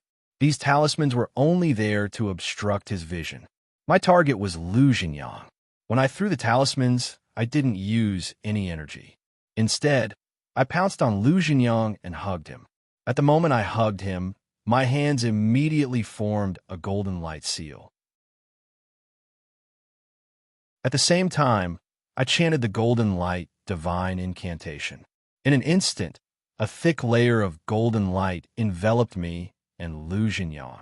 Facing a person with the power of a heavenly master, I didn't dare to think that I could use a normal method to control Lu Jinyang in front of him. I could only use this defensive golden light divine incantation to control Lu Jinyang and increase my own defense. Only then would I have a small chance of success.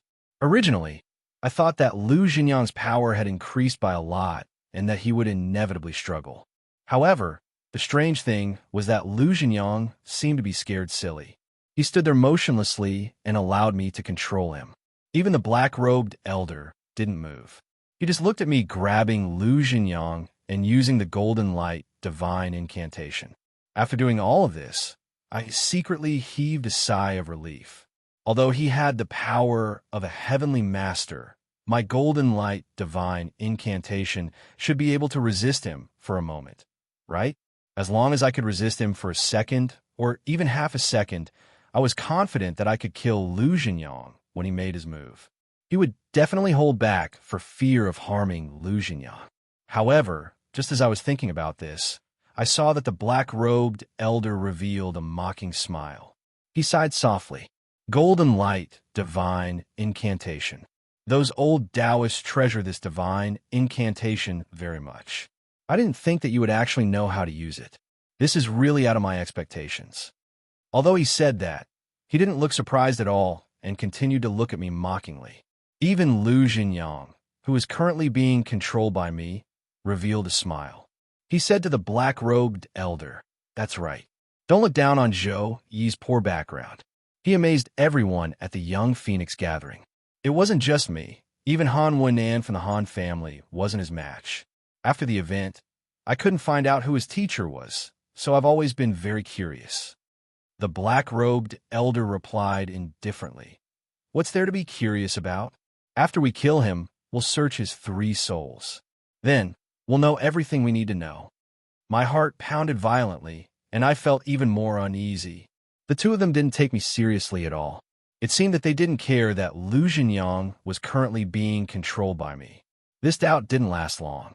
Very soon, I knew why they didn't care. The black-clothed old man sighed and raised his left hand slightly. I couldn't even see what kind of divine power he had used, but in an instant, I felt that my body was no longer under my control.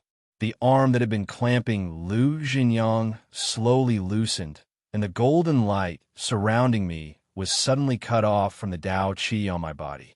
Without the support of Tao Chi, the golden light, divine incantation couldn't hold on no matter how powerful it was, and slowly dissipated. When Lu Jinyang smiled and walked out of my embrace, my heart was extremely cold.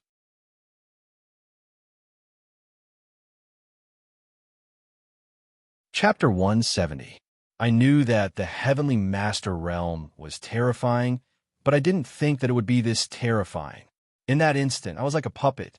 Although my mind was still working, I couldn't control my body at all. I couldn't even move a finger.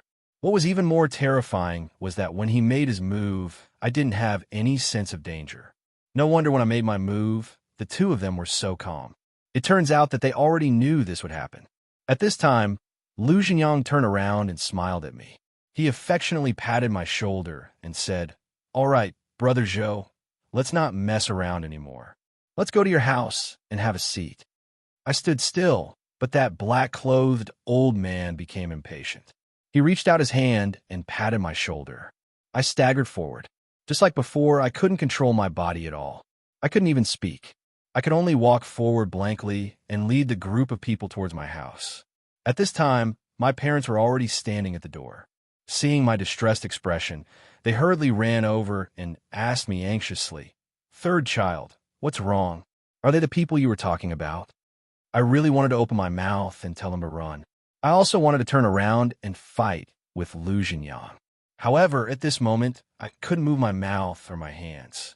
The only thing I could do was to let big drops of tears fall from my eyes. Seeing this scene, my parents panicked even more. My mom pulled my arm with all her strength and was so anxious that her tears also came out. She constantly said to me, "Third child, Mom and Dad are here. Don't cry, don't be afraid." At this time, my dad suddenly turned around and ran back home. After a while, he hurriedly rushed back with a hoe in his hand. He stood in front of me and blocked Lu Jinyang's group. He fiercely roared, "You dogs, if you want to bully my child, you have to ask the hoe in this father's hand first." The tears in my eyes flowed even more. Lu Jinyang's group looked at each other with a strange expression and then laughed. Lu Jinyang chuckled as he walked in front of my dad. He didn't mind the hoe in his hand at all and said with a smile, "Uncle, we just came to beg for a bowl of rice. Are you sure you want to be so unfriendly?" My dad gripped the hoe even tighter. "You F***king bullied my kid, and you still want to lie to Lousy. Cut the crap. If you want to fight, then fight. If you don't, then scram. Don't talk nonsense with Lousy." My dad, who had been honest all his life, didn't even dare to talk back loudly when he quarreled with my mom. But now, his eyes were bloodshot, and his mouth was full of obscenities. He looked like a gangster who had been in society for decades. He didn't look like a farmer at all, but standing behind me, I could see his trembling calves. The surrounding people started laughing again. After Lu Jinyang finished laughing, he asked my dad, "Then, Uncle, I'll really make my move." "Bah." My dad spat on the ground and said with a heroic voice like the chief of the underworld, "How much strength can a brat like you have? You can't even match the strength of Lousy's hoe. All of you can come at me together. If you want to bully my kid, then don't even think about getting anything good today." The smile on Lu Jinyang's face became even wider, and he said faintly, "Whether I have strength or not, don't come to a conclusion too early, Uncle." As soon as he said that, his body flashed, and with a speed that couldn't be seen by the naked eye, he fiercely slapped my dad's face. When he returned to his original spot, my dad didn't even have time to move the hoe in his hand, but his entire body staggered and fell to the ground. His tanned face swelled up. "Uncle, do you think I have strength now?" Lu Jinyang was still smiling warmly. He looked like a university student studying in the city, but his mouth was saying the most vicious words in the world. He didn't use his Tao Chi and only used his own strength, so my dad could still struggle to get up from the ground with the hoe. After he got up, he once again raised the hoe in front of him. His words were already somewhat unclear, but he still had that unscrupulous look on his face as he fiercely said, "Brat, Lousy is a generation lower than you. Do you really think that Lousy can't do anything to you?" With that, he shouted, and the hoe in his hand swung towards Lu Jinyang. His speed was very fast, so fast that he didn't look like a 50 to 60-year-old farmer, but rather like an old hen protecting its chicks. The hoe that could only be used to hoe the fields was like a treasure blade that fiercely slashed towards the enemy. However, after the hoe slashed down, Lu Zhenyang, who was standing there, had already disappeared. Instead, he had inexplicably run to his side. At this moment, Lu Zhenyang was still calm and said slowly, "Uncle, it seems that you really can't do anything to me." With that, he slapped the other side of my dad's face as if he was swatting a mosquito. This time, he used a lot of strength. My dad's body was like a spinning top that spun a few times in the air before falling to the ground again. Blood continuously flowed from the corner of his mouth. However, even though he was seriously injured, my dad wasn't the least bit afraid. He used both hands to support himself and try to get up from the ground. Unfortunately, he tried a few times, but he didn't succeed. In the end, he could only turn over and spit at Lu Zhenyang. He used all his strength to wave his hand as if he wanted to hit this dog with the hoe again. However, it was a pity that his hoe had already disappeared. After crazily waving it for a long time, not only was it unable to harm a single hair on Lu Zhenyang's head, but also aggravated his own injuries. He coughed loudly, and blood constantly flowed out. The sound of his coughing was like a sharp file that was crazily cutting into my heart.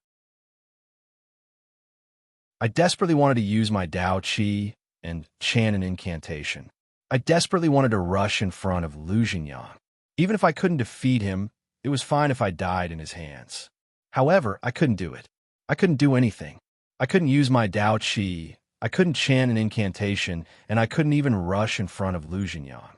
I was like the most destitute beggar. I stood there and could only watch my dad risk his life to die. I could only let my weak tears flow. At this time, Lu Zhenyang didn't seem to have any interest in torturing my dad. He kicked him far away from the entrance of my house all the way to the courtyard. He fell heavily on the ground. The heart-wrenching coughs finally stopped, and we couldn't hear any more sounds. Then he calmly clapped his hands and walked in front of my mom. With a face full of smiles, he said, "Auntie, I'm tired. Can you make me a bowl of noodles?" Seeing him walk over, my mom's entire body trembled violently. She was usually a fierce woman. When she was at odds with my dad, she could scratch his face until it was bloody. However, at this moment, she couldn't be fierce at all. Her eyes were filled with tears as she knelt in front of Lu Zhenyang. She cried and begged him to let me go. The smile on Lu Zhenyang's face gradually turned cold. He pointed at his broken arm and said fiercely, "You want me to let him go, but you didn't let me go back then? Do you know who broke this arm? It's your son. Why should I let him go now? Tell me, why should I let him go?" After saying that, Lu Zhenyang took a few deep breaths. Like a madman, he rubbed his face and actually smiled again. He said to my mom, "That's why I definitely can't let him go. How about this? You go make me a bowl of noodles. After I eat a bowl of noodles, I'll be in a good mood, and maybe I'll let him go." My mom was like a drowning person who grabbed onto the last straw. Her eyes suddenly lit up as she asked him, "Really?" Lu Zhenyang impatiently waved his hand. "Of course it's true. Hurry up and go." My mom used her fastest speed to crawl up from the ground and rushed into the kitchen. At this time, Lu Zhenyang seemed to be tired of playing and said to the black-clothed old man, "Third grandpa, I don't want to play anymore. Let's destroy his house." The black-clothed old man revealed a sinister smile. He pointed forward and chanted a single sound spell. In an instant, even I felt a tremor under my feet. It was as if there was an earthquake. After a rumbling sound, my house completely collapsed. In a short few seconds, what was originally a clean and tidy farmhouse was only a pile of broken walls. My mom, who rushed into the kitchen, and my dad, who was lying in the yard, were all gone. I stood there blankly. In front of me was the despairing wreckage and dust. In the distance was the sunset and blood-dyed clouds.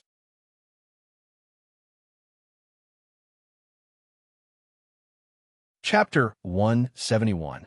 Dad, Mom. A mournful voice finally gushed out from my mouth along with a mouthful of heart blood that was stuck in my chest. The black-clothed elder didn't remove the restriction on my body.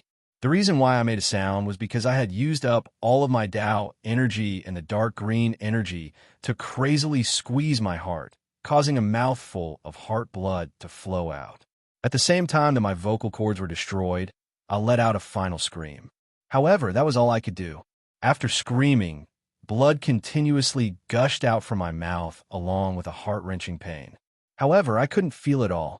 I only wanted to crawl forward and dig my parents out from the ruins. I wanted to kneel down and kowtow to Lu Jinyang to beg him to save my parents. But I can't even do the humblest of thoughts. My body still couldn't move as blood and tears covered my entire body. Everything in front of me was already blurry, but my mind was abnormally clear from the pain. The black-clothed elder's voice sounded in my ear. He seemed to be asking for Lu Jinyang's opinion. Jinyang, let's leave after killing this brat.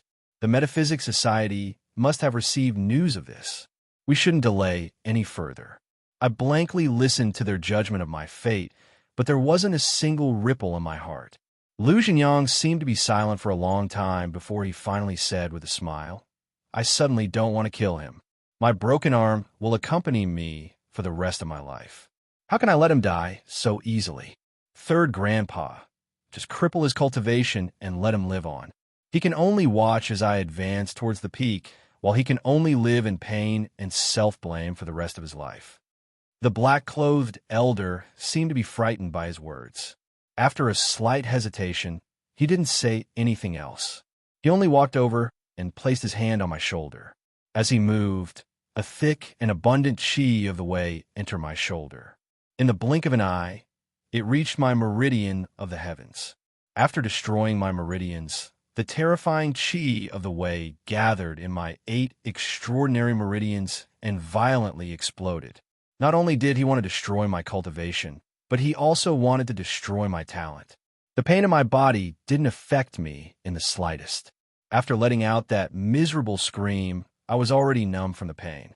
After doing all of this, the black-clothed elder finally released the restriction on me.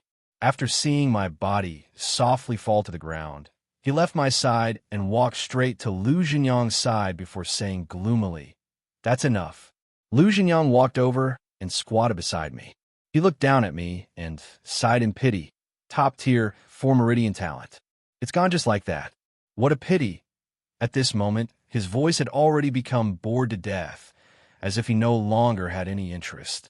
He gave me one last look of disgust before turning around and hurriedly leaving with the black-clothed elder and the others.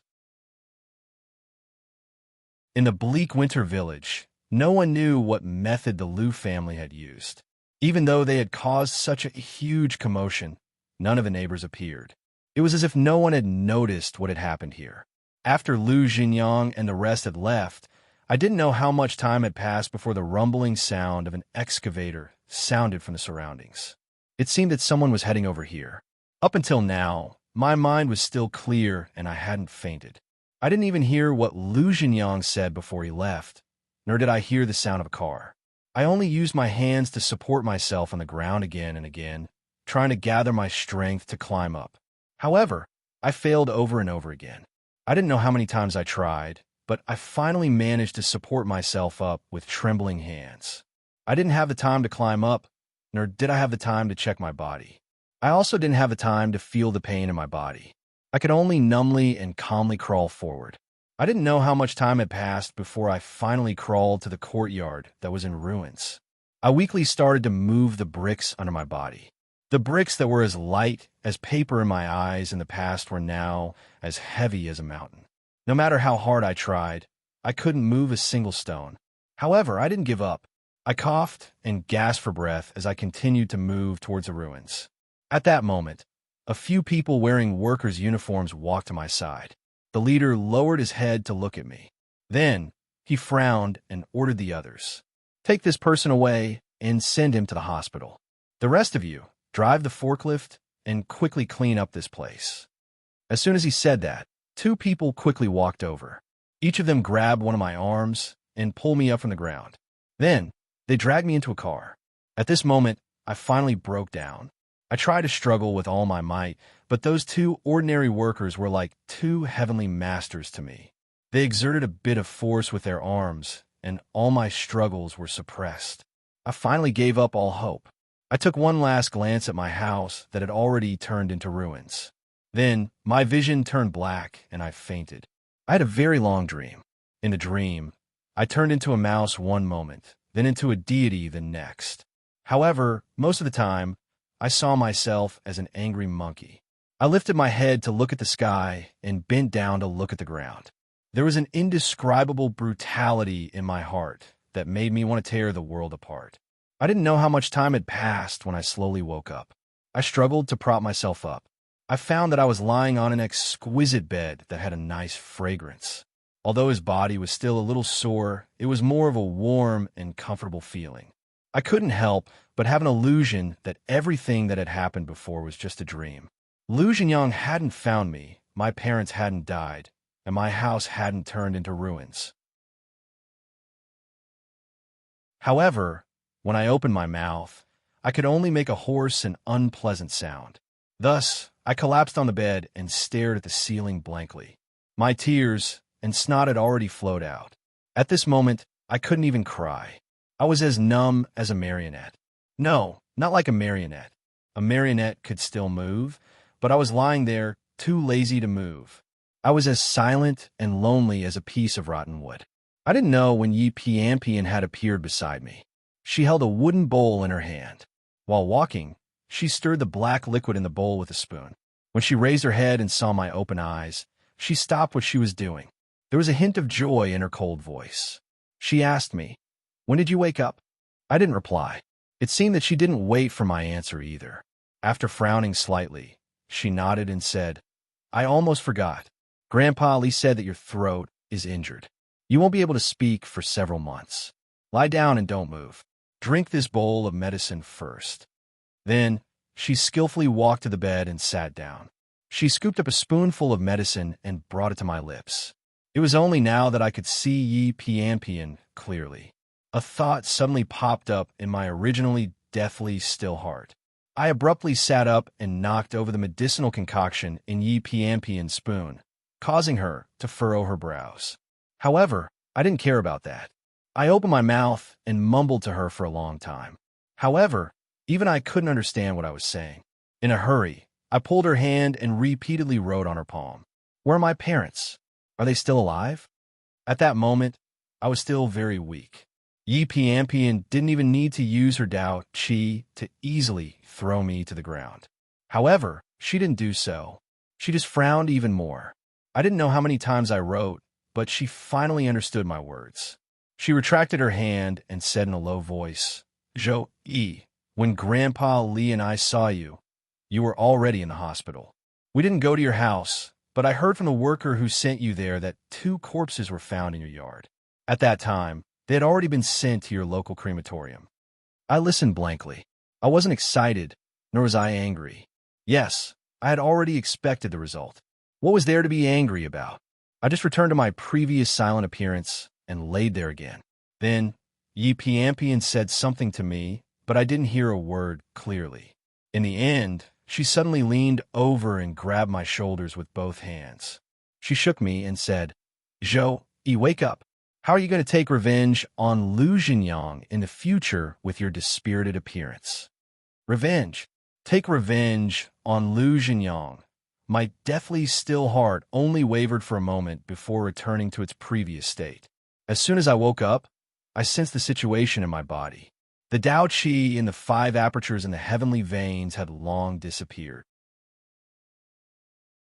The entire heavenly veins were blocked, and there was no Dao Qi at all. My 8 extraordinary meridians were also in a mess. My meridians were sticky and twisted. The old man in black was indeed a heavenly master. When he attacked, he didn't leave any leeway. At that moment, I was a complete cripple.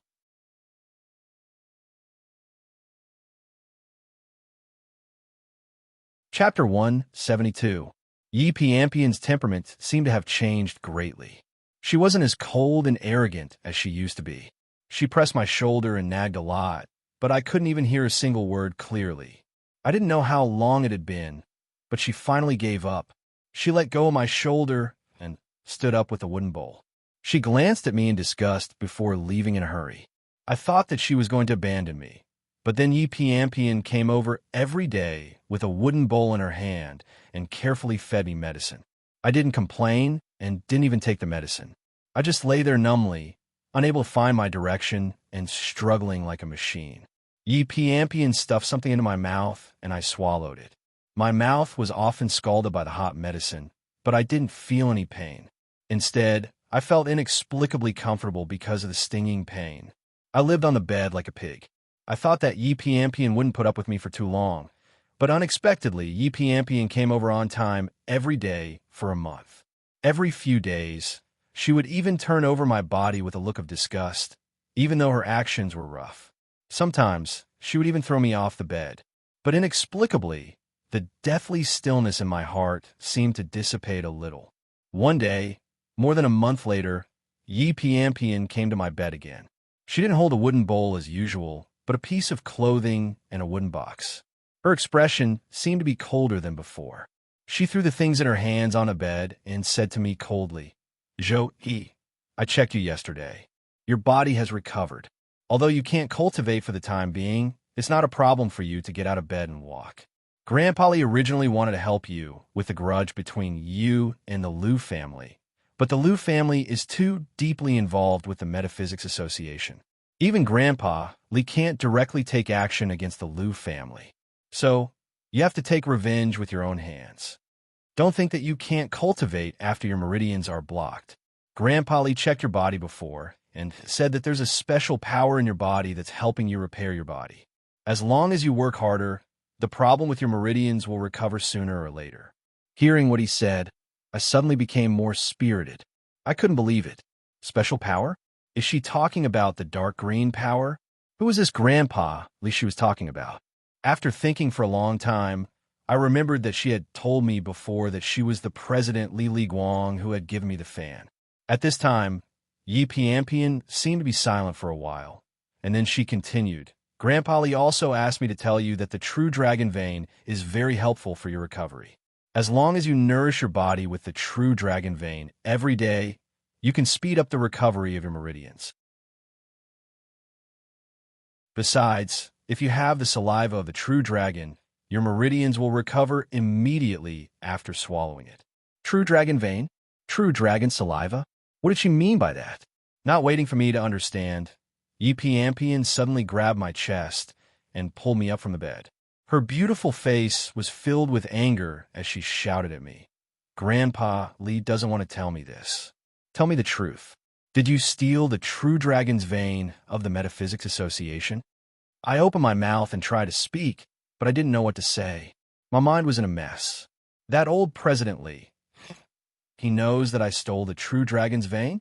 But that shouldn't be the case. He's the old president of the Metaphysics Association. After knowing this news, he would definitely tear me into pieces. Why didn't he do that? Instead, he reminded me to use the true dragon's vein to heal myself. Also, what is the true dragon saliva that he mentioned?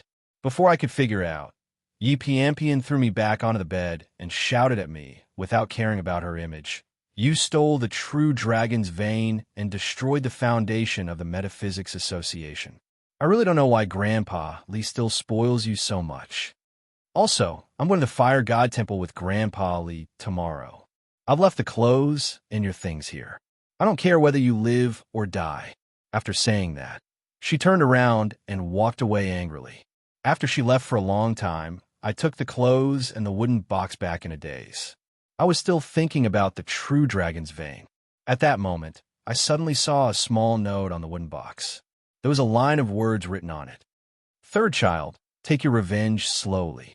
No matter what, life has to continue. Go and collect your parents' remains and bury them in the ancestral grave." Seeing this familiar name, tears welled up in my eyes. I cried so hard that I couldn't make a sound.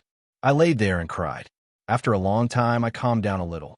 I looked at the small note hesitantly. Who wrote this? Is it the Grandpa Lee that Yee mentioned? Why did he use such a tone to talk to me? Even though I couldn't understand it, I felt an indescribable warmth in my heart. Even though there were still tears in my eyes, they weren't tears of sadness, but of grievance. It was just like when I was bullied outside and saw my parents when I returned home and felt wronged. After I calmed down, I threw my doubts to the back of my mind and slowly opened the small box. Inside were my jade bracelet, the square sky fan, the dark green bead, and even the death scripture cloth that I had carried with me all these years. What was even stranger was that the magic compass that I had gotten from President Sue was also here. Moreover, the broken pieces of the compass had been repaired. Although it had lost its effectiveness as a magic tool, it was more than enough to be used as an ordinary compass. I furrowed my brows and pondered, but I couldn't remember if I had thrown the broken compass away or if I kept it with me. The items that I had, whether it was the death scripture, the jade bracelet, or the dark green bead, were all rare treasures. It wasn't that I was arrogant, but even a heavenly master would be tempted by these items. But now, they had been returned intact. He didn't covet anything from me and didn't even care about the true dragon's vein. Why did President Lee do this? Could it be that it was like what director Song Shing had said when he had brought the square sky fan over? President Lee admired the geomancy question that I had answered during the dragon seizing tournament. This was too inconceivable. Pure admiration couldn't have reached such a level. After thinking for a long time, I still couldn't understand. In the end, I could only put these questions aside. No matter who had written that note, the words on it were correct. No matter what, I had to go and retrieve my parents' remains. I lifted the quilt and jumped off the bed. As soon as I touched the ground, my knees went soft, and I fell to the ground. I hadn't moved for a long time. Although Yi Piampian would occasionally come back to help me move, my muscles had already withered. My joints and nerves had been oppressed for too long, so much so that I had temporarily lost the ability to walk. I supported myself on the edge of the bed and slowly stood up. After a long time, I finally regained my muscles and got used to the rhythm of walking. After that, I rested in my room for a day. When I woke up the next day, my body had finally returned to normal. I put on my clothes and put on the jade bracelet and other items. It was the first time in over a month that I had walked out of my room. After getting out of the house, I found myself in an ordinary house in the countryside. The surroundings were empty, and I could only see other houses in the distance. I tried to check the other rooms in the courtyard, but all of them were locked. It was clear that there was no one here except for me. I gave up and locked my room. Then, I leisurely walked out of the room. This place was a deserted village. It was probably where Yi Piampian usually lived. As for President Lee, I didn't know their relationship, but I guessed he usually lived here. I walked to the roadside and waited for more than half an hour. Finally, I got on a bus that was heading to the city. Since my throat wasn't very comfortable, I didn't ask where I was after getting on the bus. I just paid the fare and waited for another half an hour. When I entered a bustling city, I found that I was in the suburbs of the capital. The metaphysics headquarters wasn't far from this suburban county. I guessed that Grandpa Lee and the others lived near the headquarters. After getting off the bus, I lifted my eyes to look in the direction of the city.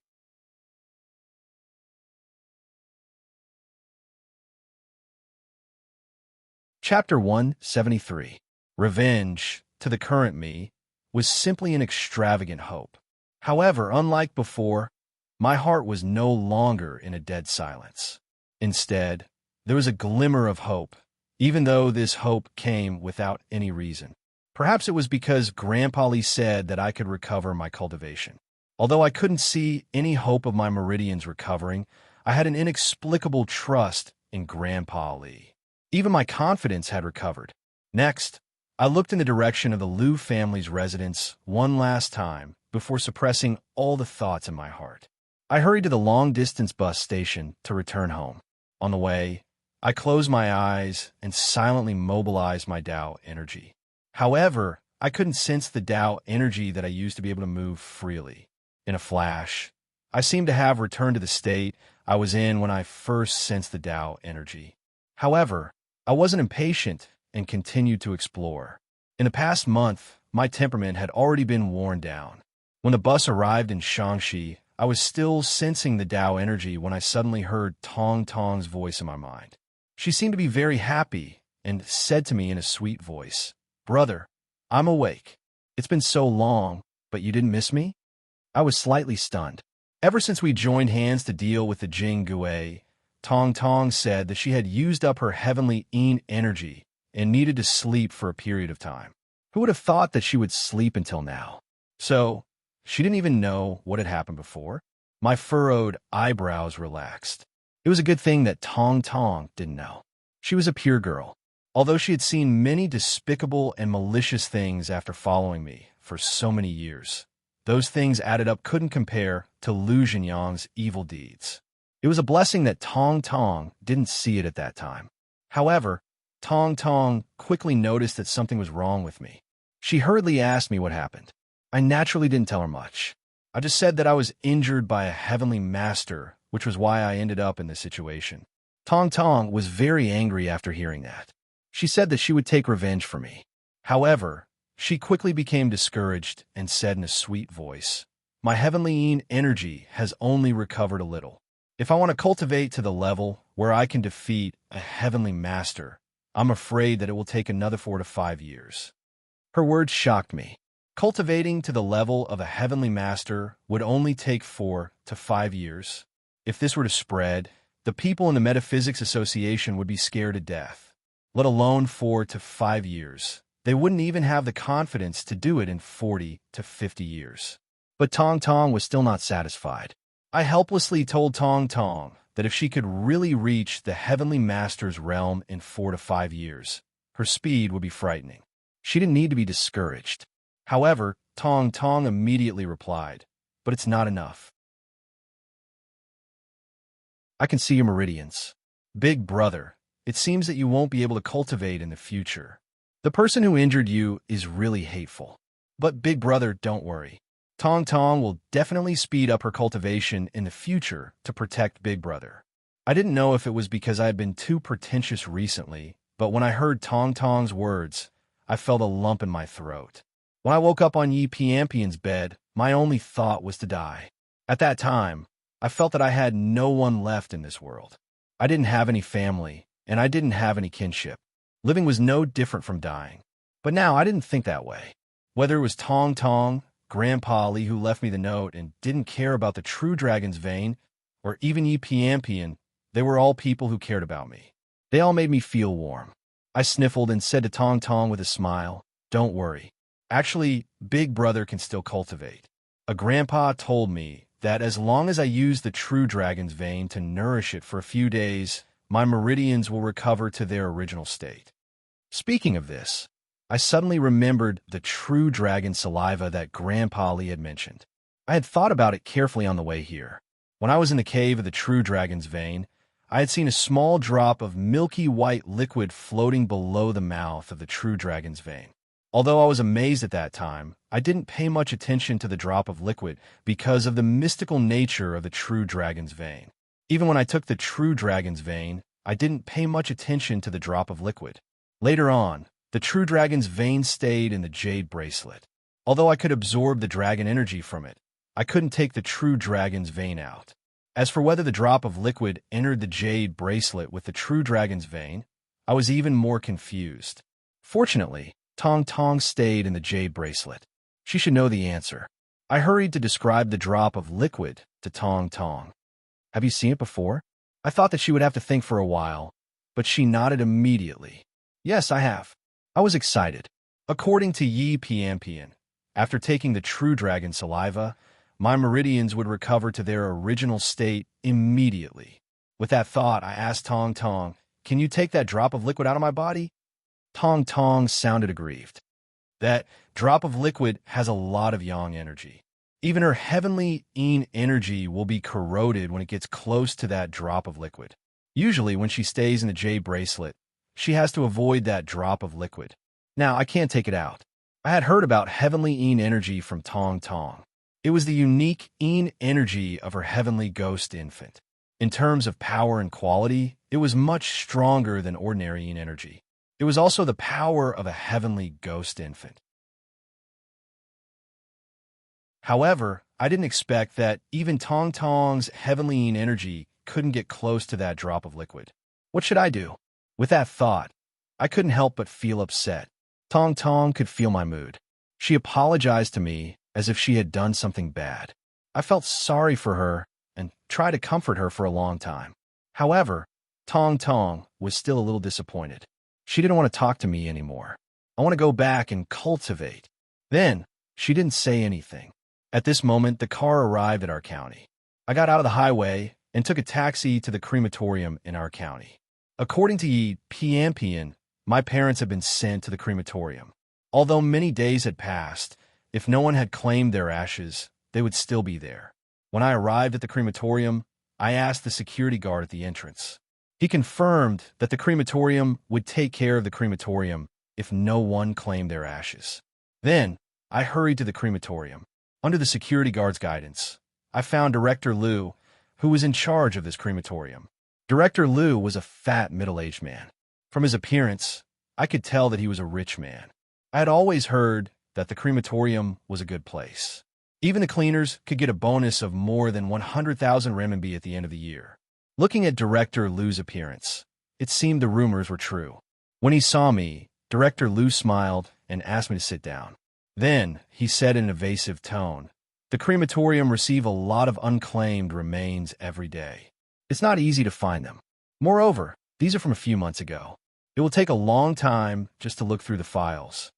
Then, he said something like, "We don't have enough manpower." I understood immediately. He wanted money. I didn't have time to talk to him. "I don't care how much money you have to pay as long as you can help me find the remains." As soon as Director Liu heard me, the fat wrinkles on his face lit up. He gestured at me and said, "It's 50,000 renminbi. I can find it in one afternoon." The crematorium was indeed a good place to make money. However, I didn't have time to argue with him. I swiped my bank card and gave him 50,000 renminbi. Although I had given most of the money to Qin Xuanda, I still had several 100,000 renminbi with me. When Mr. Lee brought my things here, I also had my bank card with me. I didn't lack money. After receiving the money, Director Liu immediately went to do his job. His efficiency wasn't just for show. He didn't even need to wait for an entire afternoon. I had only waited for around 1 hour when he returned with 2 jars. Seeing the 2 ordinary jars in his hands, I couldn't help but feel a sharp pain in my heart. Perhaps it was because Director Liu saw that my face didn't look good, so he said that he had something to do and left with a smile. He left the crematorium to me. At first, I thought that I would be very sad, but after this interruption, I didn't feel that bad anymore. After all, it had been 2 months since the incident, so I didn't feel that bad anymore. No wonder people said that time was the best medicine to heal wounds. Now, it seemed that it was true. I walked forward and hugged the 2 jars. I mumbled, "Dad, Mom, Samwa is so sorry. I'm going to take you home now. Samwa will take revenge for you. However, you don't need to worry. When Samwa takes revenge, he will protect himself and live well." Then, I wiped my tears and prepared to leave. However, when I reached the door, I suddenly thought of something. Ashes weren't corpses, so why did Director Liu bring them to me so quickly? Could he have made a mistake? With that thought, I hurried to put the 2 jars down. It was easy to check if these were my parents' ashes. I just needed to use the ancestral seeking talisman that I had used on Lai Zhou's ancestral grave. However, my Tao energy was gone now, and I couldn't make any talismans. What should I do? After thinking for a while, I called Tong Tong. She looked tired, but I didn't notice it. I just told her what the ancestral seeking talisman looked like. Then, I asked her to use her Yin energy to help me simulate an ancestral seeking talisman. The ancestral seeking talisman was a kind of Yin seeking talisman. Using Yin energy to simulate it would have a similar effect. Soon, Tong Tong was ready. Then I patted the ancestral seeking talisman on my body. A wisp of gray smoke flew out of my body and flew to an unknown place.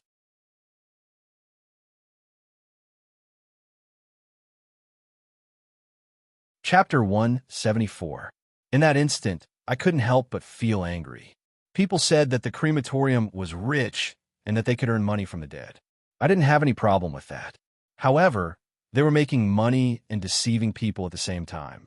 That was too much. They weren't just some random things. They were the remains of their parents.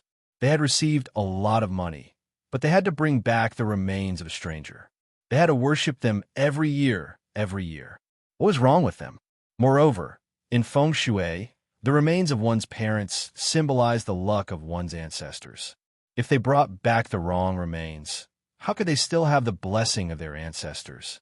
The people at the crematorium might not have taken it seriously, thinking that it was just a small mistake in their work to handle so many corpses in a day. But to the people involved, they only had one father and mother. A small mistake at the crematorium had caused a tragedy for the family. I left the 2 porcelain jars in the room and angrily went to find Director Liu. Fortunately, Director Liu hadn't gone far. When I came out of the room, I saw him and hurried to stop him. What's going on? After Director Liu was stunned for a while, he finally understood what I meant. He immediately put on a mocking smile, waved his hand, and asked disdainfully, "We have always kept a record of these ashes. How can you say that they aren't your parents' ashes? Let me say something unpleasant. No matter who they are, after they're burned, they're all ashes. How can you tell the difference?" I pulled a long face and told him about how I had used the ancestral seeking talisman. I emphasized that I was a feng shui master from the Shenzhen metaphysics branch. I wasn't joking. Director Liu smiled even more disdainfully and said to me earnestly, "Young man, I don't understand what you're talking about, but everyone knows that it's just superstition and can't be taken seriously. Even if you go to court, no one will believe you. All right, don't scare yourself. Take the ashes and go home." With that, he waved his hand and impatiently prepared to leave. From the looks of it, he didn't take this matter to heart at all. I was worried and hurried to pull him back. "Director Liu, since you have a record, I won't ask for more. Can you help me check again? Money isn't a problem. I just want to make sure that these are my parents' remains." Although Director Liu was greedy, I could tell from his appearance that he didn't lack money. Perhaps he was angered by my action of pulling him. He glared at me and spoke rudely. "Why are you pulling and tugging at me? I've explained it to you for a long time, but you didn't listen to me, did you? We have a record of all the ashes here. If we say it's your parents' remains, it's your parents. If you continue to pester us, I will ask the security guards to kick you out." Then, he took out his phone from his pocket and looked as though he was about to call the security guards. My face darkened. I coldly glanced at him and let go of his hand. In the past, if I met such a person, I would definitely make him suffer. But now, I don't have any Dao Qi on me, so I can't be as straightforward and direct as before. Director Liu looked at I let him. He turned to look and didn't even to me. He do himself returning. From the looks of it, he had probably done this many times in the past. I stood there and thought for a while. In the end, I left alone. I left the 2 jars in the crematorium. They were other people's ashes. Perhaps someone would come to claim them. Although I wasn't confident in my work in the crematorium, staying here would give me hope. It was better than being taken away by me. After leaving the crematorium, I didn't go far. I checked into a hotel across the street and stayed there. For the next 2 days, I was thinking about how to go to the crematorium to find my parents' ashes. It wasn't hard to find them. I just needed to ask Tong Tong to help me simulate the ancestral seeking talisman. Then, I would sneak into the crematorium and follow the talisman to find the ashes. If it were before, it wouldn't be a problem for me. I could have done it in a few minutes. But now, I had lost all of my power, and my body was still in a weak state. Not to mention anything else. I couldn't even climb over the walls of the crematorium that were covered with electric fences. Tong Tong could easily sneak into the crematorium, but he couldn't do it alone. The ancestral seeking talisman only worked within a certain range. I had to go there myself. With no other choice, I could only stay here and slowly nurse my body. I didn't dare to hope that I could recover my Dao Qi, but at least when my body was healthy, with the help of my eyes, I could sneak into the crematorium. That shouldn't be too difficult. Of course, I wasn't idle these days. When I had nothing to do, I would wander around the crematorium's entrance. I didn't find many valuable clues, but I bought a pack of cigarettes every day. Soon, I became familiar with the security guard. After getting to know him, I started to ask him for information. The security guard's surname was Wu, and he looked to be in his 40s or 50s. He was a good talker. When I asked about the crematorium's management of the crematorium's ashes, he pouted his lips and said, "What management? The water is deep here." I didn't understand, but old Wu seemed to be interested in chatting. He took a sip of tea and said mysteriously, "Do you know why the crematorium earns so much money?" I cooperated and shook my head. Old Wu slammed his hand on the table and sighed. "Because it earns money from the dead." I was confused. If the crematorium doesn't earn money from the dead, does it earn money from the living? When I asked him again, Old Wu shook his head in pain. "I'm not talking about the business of burning people and selling the urns. Although this business earns money, it's not the main business of the crematorium. You outsiders wouldn't be able to guess that the real business is..." Halfway through his sentence, I still didn't understand. Old Wu felt that he had said too much.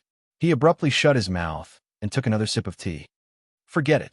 Why do I need to talk to a young man like you? Let's not talk about these things. When you have time, play a game of chess with your uncle." I hurried to give him the cigarette in my hand and pulled him to tell me more about the crematorium. Old Wu was a talkative person. After I pulled him, he told me some of the secrets of the crematorium. After listening to his explanation, I understood that what he meant by earning money from the dead was actually making money from corpses. Nowadays, the country promoted cremation. People who died in their homes in the countryside could still be buried in the dark. However, people who were sent to the hospital were forcibly sent to the crematorium. Moreover, the corpses of people who died in car accidents or in criminal cases were all sent to the crematorium. It was said that when a person died, the light would go out. But in fact, after death, only the soul would disappear. The body they left behind was still very useful. Old Wu was just a security guard, but he could casually talk about the organ trade, teaching, and many other uses of corpses. Each of these uses involved a terrifying amount of money. These were the places he had mentioned to make money from the crematorium. Of course, the crematorium didn't have the right to deal with the corpses. However, the main problem was that he could deceive everyone. According to the crematorium's rules, when a dead person was placed in the furnace, outsiders couldn't watch. This gave the crematorium staff a chance to take action. Usually, the crematorium staff would secretly detain the corpses that were in good condition when they were alive. Then, they would pretend to burn them in the furnace. They would find some ashes from the deceased and put them in a jar. Then, they would send them to the crematorium. It was just like what Director Liu had said. No matter who they were, after they were burned, they would turn into ashes. No one would be able to tell them apart. Because of the entanglement of benefits, Old Wu scoffed at my idea of managing the ashes of the corpses. The worst thing about crematoria was management. The more orderly they were, the more troublesome it would be to track them down. And the more chaotic it was, the more they could profit from it without any scruples.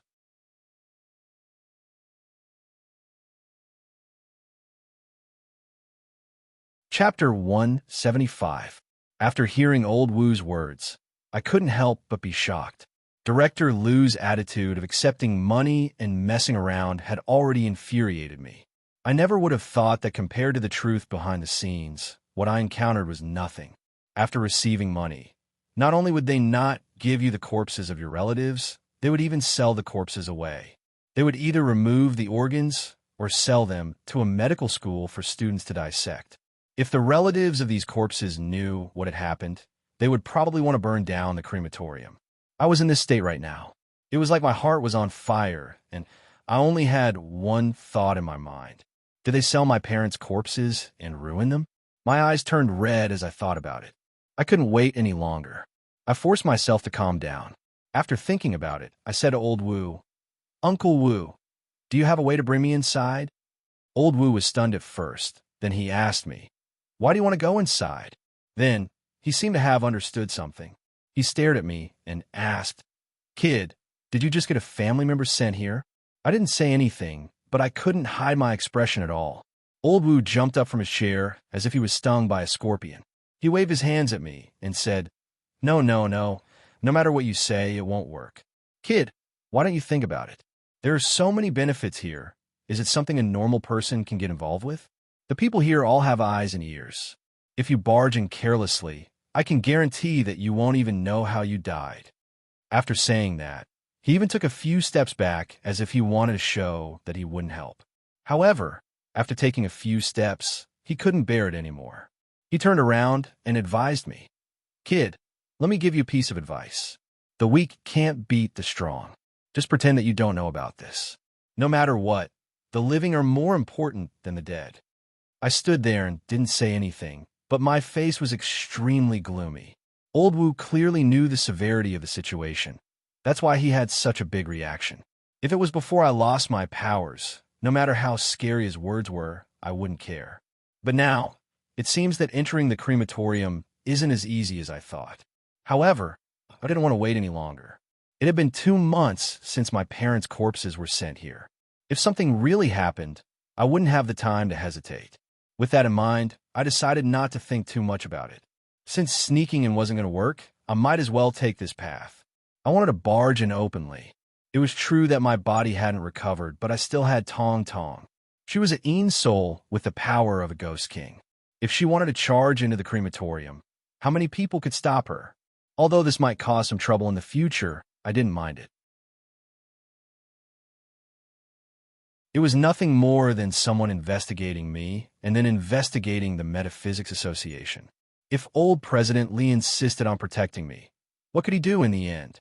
After thinking for a while, I called Tong Tong in my mind. Then, I walked toward the gate of the crematorium. After walking a few steps, I realized that something was wrong. Tong Tong didn't come out of the jade bracelet, and I didn't even get a response from her in my heart. What's going on? I stopped and called her a few more times, but there was still no response. Did something happen to Tong Tong? This time, I was completely bewildered. I stood there, not knowing what to do. At this moment, the security guard, Old Wu, chased after me. He pulled my arm and tried to persuade me. Young man, don't be impulsive. Think about it. Do you think it was easy for your parents to raise you? Are they willing to see you destroy yourself because of this? After a long time, I gave him a wry smile and nodded. Uncle Wu, you don't need to persuade me. I understand everything. This crematorium, I won't go in today. Old Wu heaved a sigh of relief and nodded. That's right. Then, he pulled me to talk for a long time. However, I wasn't in the mood to listen. My mind was filled with thoughts of Tong Tong and my parents' corpses. When I returned to the hotel at night, my heart was filled with despair. My parents were dead, and I had lost all of my Tao energy. Even so, I eventually got out of my depression and tried to pull myself together. But now my parents' corpses might have been defiled, and I had lost contact with Tong Tong. I was really bewildered. Tong Tong was inside the jade bracelet, and I couldn't get in. Of course, even if I could, I didn't have the ability to save Tong Tong. As for my parents' corpses, I couldn't do anything about them. If I couldn't even get into an ordinary crematorium, what use would I have? I lay on the bed in a daze for the whole night. When the next morning came, my eyes were still staring at the ceiling. It was as though I had returned to my previous numb and silent state. However, when the sky brightened, I instantly got out of that state and sat up with a face full of surprise. It wasn't because I'd figured it out, but because I saw Tong Tong. This time, she didn't talk to me. Instead, she walked out of the jade bracelet and stood next to my bed. I asked Tong Tong what had happened last night with a face full of surprise. However, before I could ask, I saw that Tong Tong's body was covered in small wounds. How did she get hurt? Could it be that something really happened last night? I furrowed my eyebrows, but Tong Tong's lips curled up as she smiled happily. She skipped in front of me. With one hand behind her back, she extended her other hand and pressed it against my eyes. With a slightly weak voice, she said to me, "Big brother, close your eyes. I want to give you a present." I didn't understand what she was doing, but Tong Tong had always been a considerate person. No matter what she did, she definitely wouldn't harm me. Thus, I happily closed my eyes and waited for Tong Tong's present to be revealed. Very quickly, I felt an ice-cold sensation on my palm. When I couldn't help but open my eyes, I instantly exclaimed. At this moment, there was a drop of milky white liquid in my palm. It was the drop that I had seen on the true dragon vein. It was the true dragon saliva that Grandpa Lee had said could instantly restore my meridians. I raised my head and asked Tong Tong excitedly, "Didn't you say that this true dragon saliva would harm you greatly? Why did you take it out? You didn't come out last night because you were taking this drop of true dragon saliva, right?" After asking, I realized that although Tong Tong was smiling at me, her entire body seemed to be shivering. Her body seemed to be a little illusory. It should be known that Tong Tong's power was close to that of a ghost king. Her body had solidified a long time ago. How could it be like this? I immediately knew the answer to my previous question. It must be because I had told her about the true dragon saliva. Tong Tong didn't say anything, but she remembered it. No wonder I had felt a little weak when she had helped me simulate the ancestral seeking talisman a few days ago. Now that I thought about it, she must have tried to take the true dragon saliva back then. What a silly girl. I looked at Tong Tong, and my heart ached for her. I pulled her into my embrace and asked her, "Did it hurt when you took the true dragon saliva?" Tong Tong still had a smile on her face. She tilted her head and pondered for a while. Then she said, "It hurt a little, but when I thought that brother needed it, Tong Tong didn't feel any pain anymore." It was obviously a pretentious and emotional story, but Tong Tong said it so naturally. I couldn't help but feel sorry for her. I wanted to talk to her a little longer, but after hugging her, I could feel her shivering body. I knew her condition wasn't good. I hurried to ask her to return to the jade bracelet to swallow the souls to recover her body. After Tong Tong returned to the jade bracelet, my eyes moved to the milky white liquid. Anyone who had studied physics in middle school would know that gravity had an effect on all objects. However, this tiny drop of liquid didn't seem to be affected by gravity. It slowly floated above my palm, giving me a warm and cool feeling. It was really strange. Grandpa Lee had told me that as long as I took this drop of true dragon saliva, my body would recover completely.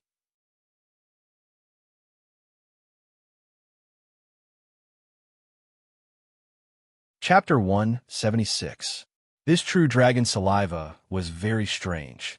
When I held it in my palm, I felt a warm and cool sensation. However, after I swallowed it, the cool sensation turned into a scorching heat. I even felt a burning sensation in my mouth. I couldn't help but spit it out. Of course, I didn't do that. Instead, I fiercely closed my mouth and swallowed the saliva. As the true dragon saliva entered my stomach, the burning sensation became even more intense. However, at the same time, a wave of Dao Qi seemed to surge out of nowhere in my body. This Dao Qi was extremely vast. It was even several times larger than the 5 apertures of Dao Qi in my heavenly meridian. As soon as this huge flow of Dao Qi appeared, it wreaked havoc in my body. It was so painful that my bones, joints, and even my muscles and tendons were constantly making small noises. However, after experiencing the kind of despair, I could still endure this pain. I clenched my teeth and lay on the bed, my body constantly shivering. I didn't know how long it had been, but the burning sensation in my body suddenly disappeared.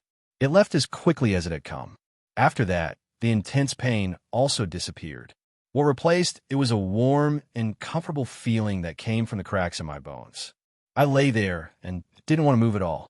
However, I quickly moved and jumped up from the bed. I was so excited that I almost screamed. That's because I can already feel the Taoist Qi lingering in the surroundings. I closed my eyes to absorb it for a while. However, I felt that it was too slow, so I took out the dark green bead and greedily absorbed the dragon Qi from it. Then I converted it into Dao Qi in my body. During the absorption process, I could clearly feel that the 8 extraordinary meridians and the heavenly meridians had been restored to their original state. There were no longer any blockages or adhesions. Not only that, but even the parts that were slightly blocked in the meridians had been completely cleared at this moment. The Qi of Tao circulated in the body seemed to be faster and smoother. Although the 5 apertures of Tao Qi in my body had disappeared, the first 5 apertures of the heaven meridian were still enshrouded in a faint light. I had a vague understanding that as long as I absorbed enough Tao Qi, the strength of the 5 apertures would be completely restored. I was so excited that I dropped my jaw. I didn't have any scruples anymore. I sat on the edge of the bed and laughed crazily.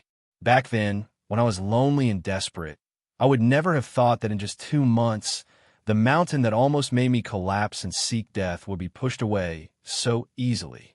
As I laughed, tears rolled down my cheeks and covered my mouth and face. I sat there like a madwoman, crying hysterically, laughing sadly. Soon, the hotel owner came knocking on the door. Rather than knocking, it was more accurate to say that he was pounding on the door. As he pounded on the door, he scolded me, telling me to go crazy and do it outside instead of in the hotel. I didn't pay attention to him and went to the bathroom to wash my face. When I came out, there were no tears on my face. I couldn't hide the joy in my eyes. I opened the door and gave all the money in my wallet to the owner. He was so scared that he didn't dare take it. When I smiled and told him that I had won $5 million, the owner took the money with a strange expression and left in a hurry. I didn't rush to the crematorium. Although I was anxious, I had only recovered my meridians. My power was still much lower than before. Moreover, my eyes wouldn't recover in the next few days. It wasn't a good time to barge into the crematorium. I sat on the bed again and grabbed the dark green pillar with both hands. I started to absorb the dragon energy from it. As I completed the heavenly meridians, the Tao Qi in my body became more active. It seemed that it would increase by 1 realm every 1 or 2 hours. At the beginning, I could draw the Tao Qi like a thread. Then, I could draw the Tao Qi like a pillar. After breaking through to the piercing acupoint realm, the Tao Qi in my meridians became more condensed. I felt it all over again, as if it had never happened before. A day and a night had passed. I didn't step out of the room during this period of time. I didn't stop absorbing the dragon's energy, causing the surroundings to emit a mysterious fluctuation of dragon's energy. If it was a normal person, after standing in this room for a few minutes, they would definitely become much more intelligent than before. After absorbing for 1 day and 1 night, the Tao Qi in my body had finally recovered. Not only that, but the 5th acupuncture point on my heaven meridian was half filled with Tao Qi. My cultivation base had advanced a little compared to when I was injured. I exhaled deeply and woke up from my cultivation. At the same time, I had finally calmed down after being excited for 1 night and 1 night. I slowly regained my composure. After my power was restored, I had to find my parents' ashes. I thought for a while, then got up and left the hotel. I found something to eat and went to the crematorium. It was midnight, and the crematorium was very quiet. Occasionally, a patrol light would flash, which looked like a will-o'-the-wisp. It made people shiver. Of course, it didn't scare me. I walked around the front door and found a wall. I used my Tao Qi to sense it. After confirming that there was no one around, I lifted my foot and jumped in. I didn't know where I was in the crematorium, so I had to use my Tao Qi to sense the Yin energy in the air. Then, I went to the place with the thickest Yin energy. Along the way, I kept bumping into patrolmen with dogs and flashlights. Some of them had batons, while others had bulges on their waists. Although I couldn't see them from the outside, their postures made me think that they carried guns with them. Olba was right. The people in the crematorium weren't easy to deal with. If an ordinary person came here, he or she would die a horrible death. Unfortunately, I wasn't an ordinary person. Regardless of whether it was these patrolling people or the dogs in their hands, under the effect of my Tao Qi, they couldn't sense my aura at all. Sometimes, even when I brushed past them, they wouldn't be able to detect me.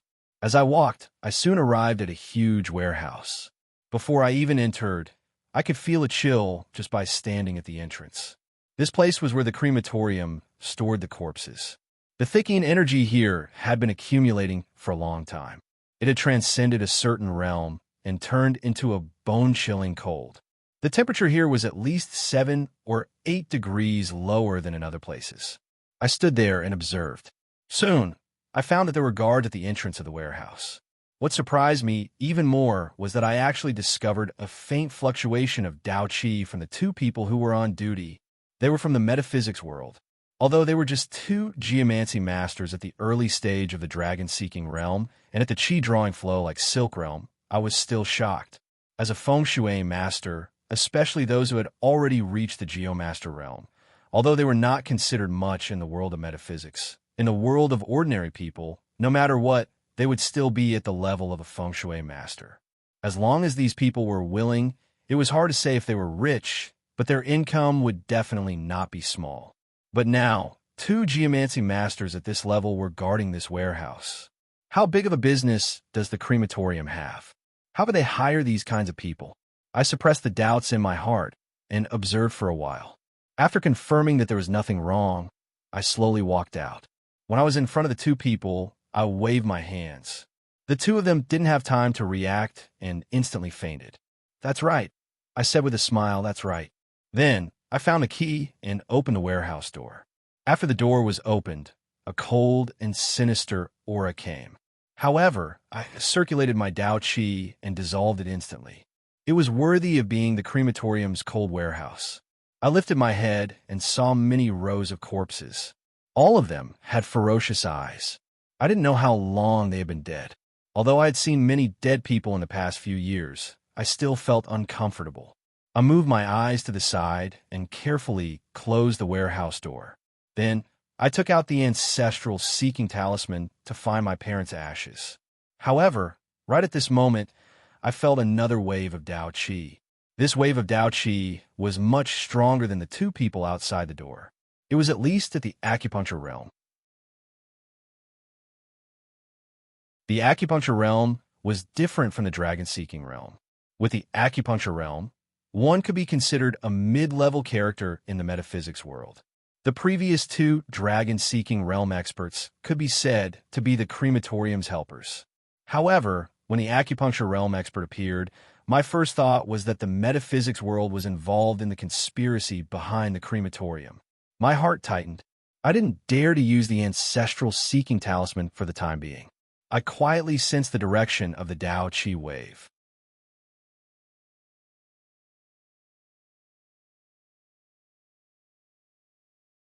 Chapter 177. The crematorium's cold storage was huge. Every 4 to 5 meters, there was a row of corpses. They were either hanging there or lying on stretchers. In this 100-meter-long warehouse, there were at least 200 to 300 corpses. This place was a county-level crematorium. I guessed that all the corpses received in the past 1 or 2 months were here. While walking, I checked the corpses and tried to find my parents. However, after walking for dozens of meters, I didn't find anything. However, the fluctuation of Tao energy in front of me was getting stronger. Moreover, I vaguely heard people talking. I became more cautious. I held my breath and walked forward a dozen more steps. Soon, I saw an open space not far from me. 3 or 4 people were standing there. The voices were coming from that place.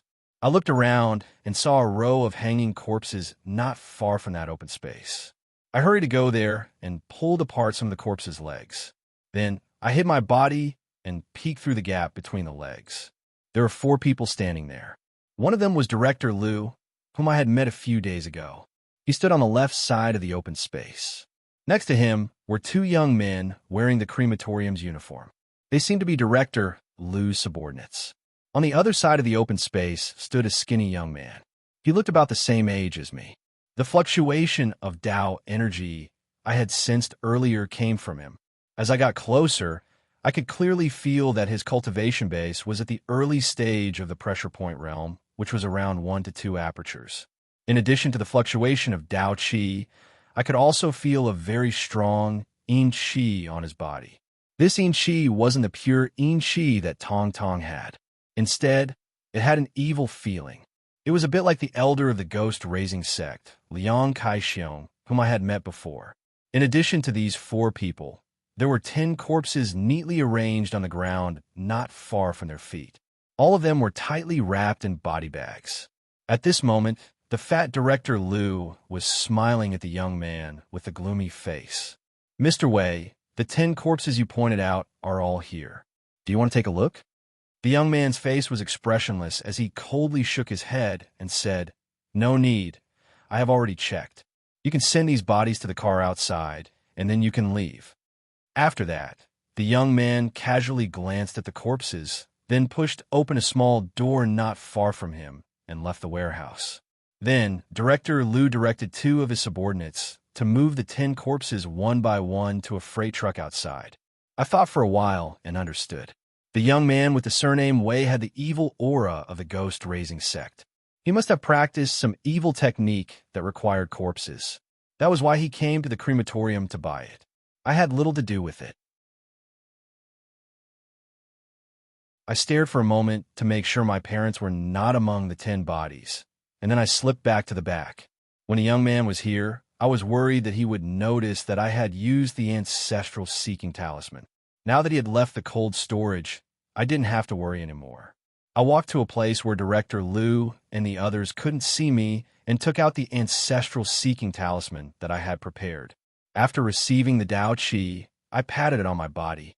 Following my action, the ancestral seeking talisman quickly turned into ashes. A gray aura appeared on my body and circled around me once before it flew far away and dissipated in the air. I frowned again. The ancestral seeking talisman was the same as it had been a few days ago. It had disappeared into the distance. This proved that my parents' corpses were not nearby. After searching for a long time, I couldn't help but feel annoyed. I frowned and pondered for a while before walking in the direction of Director Liu. Coincidentally, when I walked over, the two young men were still moving the corpses. Director Liu seemed to have nothing to do as he strolled in my direction. I silently moved to his side and waved my hand. I used my Dao Qi to seal his nose and mouth before grabbing him and dragging him to the back of the warehouse. Because Director Liu couldn't breathe, his body continuously struggled. However, he couldn't struggle at all in my hands. He couldn't even make a sound. After dragging him far away from the empty space, I threw him down and retracted my Dao Qi from his nose and mouth. I said to him, "Director Liu, we meet again." When he heard what I said, he was stunned. He raised his head and his expression instantly changed. He took 2 steps back and trembled as he asked, What do you want?" I coldly said, "You should know that I'm here to look for my parents' corpses. Last time, you weren't willing to help me investigate. I wonder if Director Liu has the time this time." My voice was cold. Director Liu shivered and nodded. Then he pulled a long face and said, "It's not that I don't want to help you, but the crematorium's management is too messy. They don't keep any records. I can't find anything even if I want to." Then, as he was afraid that I would misunderstand, he hurried to explain, "There are many opportunities for us to do something. That's why we don't keep any records. If we wait for a long time, we won't be able to find anything. Should I ask someone to help me search this cold storage room? The corpses here are all of the better quality that have been collected in the past month." What he said should be true. Oldwood told me the same thing. I kept silent for a while, then shook my head. "I've checked this place. Let me ask you, where are the ashes stored in the crematorium? Also, tell me where the crematorium furnace is." Director Liu hurried to stand up and gestured to me. "The ashes are stored in a small building on the north side of the warehouse. The crematorium furnace is in a factory area on the south side of the cold storage room. There's a tall chimney there, so it's easy to find." I nodded and waved my hand. Under the effect of my Taoist energy, I knocked him out. Then, I left through the door of the warehouse and headed to the small building where the ashes were stored. When I arrived, I didn't go in. I stood below the building and used the ancestral searching talisman again. However, I didn't find anything. Helpless, I found the crematorium furnace on the south side and used the ancestral searching talisman for the 3rd time. The result was the same as the previous 2 times. This time, I furrowed my brows. The first 2 times I used the ancestral searching talisman, it only proved that my parents' corpses weren't in the cold storage room or the small building. However, the 3rd time I used the ancestral searching talisman was in the crematorium furnace. Although my parents were sent here 2 months ago, as long as they passed through the crematorium furnace, there would be some aura left. The ancestral searching talisman was very sensitive to the aura of the ancestors. As long as there was a little aura left, the ancestral searching talisman would react. If that was the case, my parents weren't cremated. Since they weren't cremated and their corpses weren't in the cold storage room, the answer was obvious. Those bastards had sold my parents' corpses. A ball of anger rose in my heart. I returned to the cold storage room. Although I had to walk around the crematorium and the crematorium furnace, I was fast. Until now, the 2 people in front of the cold storage room were still unconscious. Inside the cold storage room, Director Liu whom I had knocked out not long ago, was also unconscious. I used my Taoist energy to isolate him. Then, I kicked him to wake him up. Where do you sell the corpses in the crematorium? Who is that young man surnamed Wei? Director Liu was a coward. After seeing my tricks, he didn't dare to hide anything. The corpses in the crematorium are usually sold for organs or for research purposes. I don't know who that young man, surnamed Wei, is. However, my superior has ordered me to cooperate with him and take all the corpses out of the crematorium. That young man can pick whatever he wants. That young man would come here once a month. Each time, he would take 10 corpses, no more or less. Except for that, he didn't know anything else about that young man. Although I was curious about that young man, surnamed Wei, the most important thing now was to find my parents' corpses. However, after I asked him again, Director Liu said, organs are usually sold from the corpses that aren't dead yet. My parents aren't among them. Moreover, the corpses sold for research purposes were all young corpses. Old corpses weren't worth much. It was possible that the young man, surnamed Wei, had taken my parents' corpses the last time he came here. After thinking about this, I was even angrier. Although my parents' corpses would be humiliated if they were sold for research purposes, as long as I could get them back, it wouldn't affect me much. However, that young man, surnamed Wei, had a mysterious background. If he had taken my parents' corpses, it was hard to imagine what he had experienced after that. I angrily kicked Director Liu's lower abdomen. He screamed in pain and fainted. Not only that, under the effect of my Tao energy, the nerves in his lower limbs were completely destroyed. From now on, he could only be a cripple with his lower limbs paralyzed. After punishing him, I returned to the empty space with a dark face.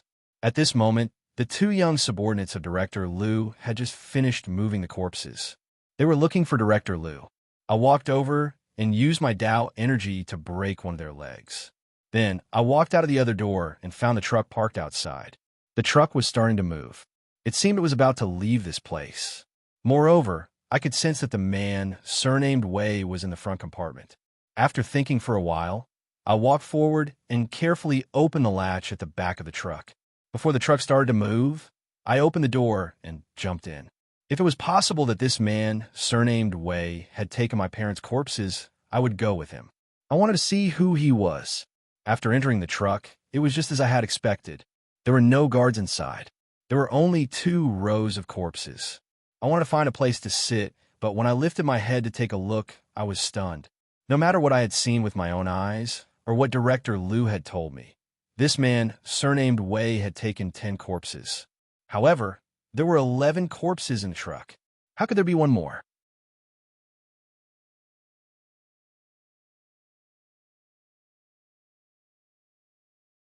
Chapter 178. There were no lights in the truck. After we closed the door, it was completely dark. However, with the help of my Tao energy, the darkness didn't affect me. I took a quick glance and found that one of the corpses looked strange. The 10 corpses I just brought out were all wrapped in body bags. However, in this pile of corpses, there was one that wasn't wrapped in a body bag. It was wearing clothes. Did this Mr. Wei go to another place to search for corpses before coming to the crematorium? As soon as this thought popped up in my head, I immediately denied it. This corpse was different from the other corpses. It was purplish-black and shriveled. It didn't look like a person who had just died. Moreover, the yin energy on this corpse was much thicker than that of ordinary corpses. I studied it for a long time, but couldn't find anything. I walked forward and lowered my head to check. However, as soon as I got close to the corpse, it suddenly jolted up from the ground. This sudden change startled me. I hurriedly retreated. Instinctively, I used the square sky fan on my body to defend myself. I thought that my action was unnecessary. However, the dried corpse was really fast. After it stood up, it dashed toward me. In just a blink of an eye, it was in front of my face. Even with my speed, I didn't have time to react. Fortunately, I had the square sky fan. The wild grass on the lonely grave appeared and blocked the dried corpse, making it spin in circles. Otherwise, the dried corpse would have jumped on me. No matter how strong I was, I wouldn't have had a chance to use it. In the end, geomancy masters were only good at using Taoist techniques. Their bodies were still weak. Although they could use Taoist energy instantly, it didn't have much power. It was effective against ordinary people, but it wasn't enough to deal with this dried corpse. I felt lucky and wiped my sweat. However, before I could put my hand down, I lifted my head to look at the dried corpse. I was bewildered. Just now, I had thought that it was just a dried corpse with thick yin energy. Now, after it stood up, the yin energy it exuded was shockingly massive. It was almost as strong as my Tao energy. This was a zombie whose cultivation was comparable to the middle stage of the acupuncture point realm. In the world of metaphysics, there have always been sects that raise corpses. The people in these sects are almost the same as the people from the ghost-raising sect that I met before. It's just that one raises ghosts and the other raises corpses. Both sects are considered evil by the world of metaphysics. Of course, even though it was said to be an evil path, it wasn't that contradictory. It was just like the last time when I was being examined by the Metaphysics Association. When I said that I was raising a ghost, the others looked at me with disdain. The metaphysics world only looked at these evil paths with disdain. They felt that if they didn't walk the right path, they wouldn't be able to obtain the right results. Therefore, I am not surprised that a member of the corpse-nurturing sect suddenly appeared.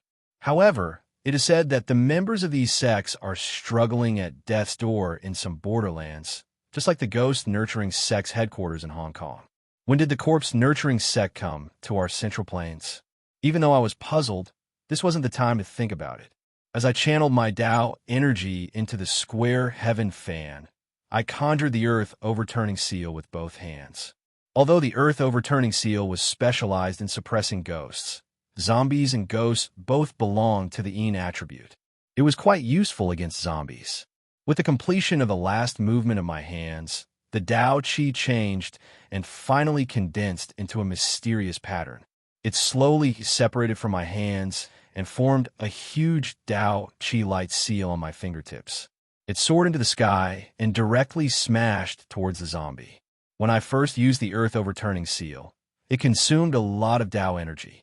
However, now that I have a 5-aperture cultivation base, the Tao energy consumed by the earth overturning seal was nothing to me. Even if I were to use the square heaven fan and the earth overturning seal at the same time, I could still withstand it. The speed of the earth overturning seal was extremely fast. Almost at the same time that it left my hands, it suddenly appeared below the zombie's head and smashed down. As the zombie was trapped outside the lonely grave, it was already impatient. When it saw the earth overturning seal in the sky, it roared and clenched its right arm into a fist, smashing towards the earth overturning seal. With a bang sound, the two collided fiercely. The earth overturning seal, which was formed by pure Taoist Qi, was shattered by the zombie in an instant. However, the earth overturning seal was able to fight against the existence of a ghost king like Jing Gui. Although the zombie was not pure yin, and the effect of the earth overturning seal might be slightly weaker, it was not something that the zombie could easily defeat. At the same time that the earth overturning seal collapsed, the zombie's right arm almost completely collapsed.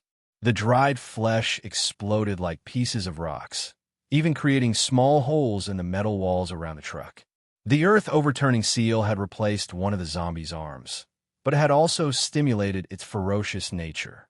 After the arm collapsed, it roared angrily and continued to rush forward.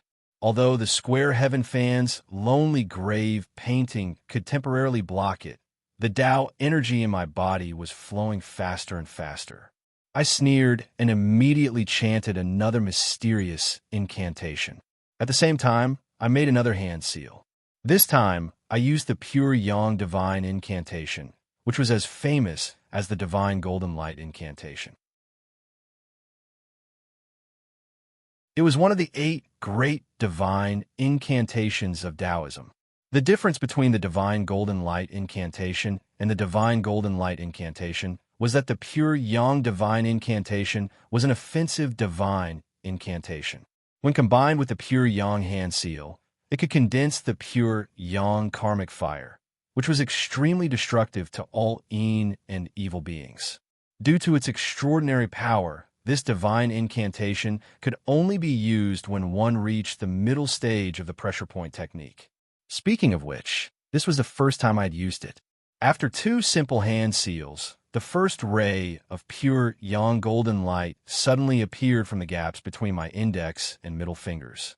As I continued to make hand seals, pure yang golden light continuously appeared from the gaps between my other fingers. When I was done, the golden light gathered on the tip of my middle finger, forming a small candle flame. The candle flame looked very fleeting, as though it could be extinguished by a gust of wind. However, according to the records in the death scripture, this candle flame was the pure yang karmic fire, which was condensed from pure yang energy. It contained an extremely terrifying temperature that could suppress all and evil beings. After the pure yang karmic fire was formed, I didn't hesitate and directly threw the candle flame forward. The small candle flame was like a Kongming lantern on a summer night, fluttering as it flew toward the zombie. At the same time, the zombie seemed to have instinctively felt the power of the pure yang karmic fire. Its originally angry expression instantly changed, and its withered, purplish-black face revealed fear. It turned around and hurriedly tried to escape. However, right at this moment, the weeds next to the grave suddenly grew crazily. In just a blink of an eye, the weeds had reached the zombie's feet and tightly bound them to the ground. The zombie fiercely jumped up and tried to break the weeds. However, the withered and thin weeds were terrifyingly tough. As soon as one of the weeds was broken, new weeds immediately grew to replace it. Even a most ordinary corpse was extremely strong. Not to mention this zombie whose cultivation base was comparable to the middle stage of the pressure point technique, even a heavenly master wouldn't be able to defeat it in terms of strength. However, this seemingly ordinary weeds had completely restrained the zombie, rendering it unable to move. This scene was beyond my expectations. Previously, I didn't know that the Square Sky fan had such an effect. I guess that it was a new ability that appeared after I reached the middle stage of the pressure point technique. After its legs were tied up, the zombie had no way to escape. The drifting pure yang karmic fire slowly arrived in front of it and finally landed on its shoulder. The golden light divine incantation had been able to resist the Ghost King's attack for a few seconds. Now that the pure yang karmic fire was even stronger, it wasn't something that the little zombie in the middle stage of the pressure point technique could resist. The moment the flame landed on its shoulder, it was like a spark meeting gasoline. With a loud boom, it burst into flames. In just a few seconds, the giant zombie's body had turned into a pile of ashes. At the same time, the small flame didn't vanish. It slowly rose from the pile of ashes and floated back to my body. You're tuning into the Warrior Lore YouTube channel. Don't forget to subscribe and join us on this journey to catch the most captivating stories.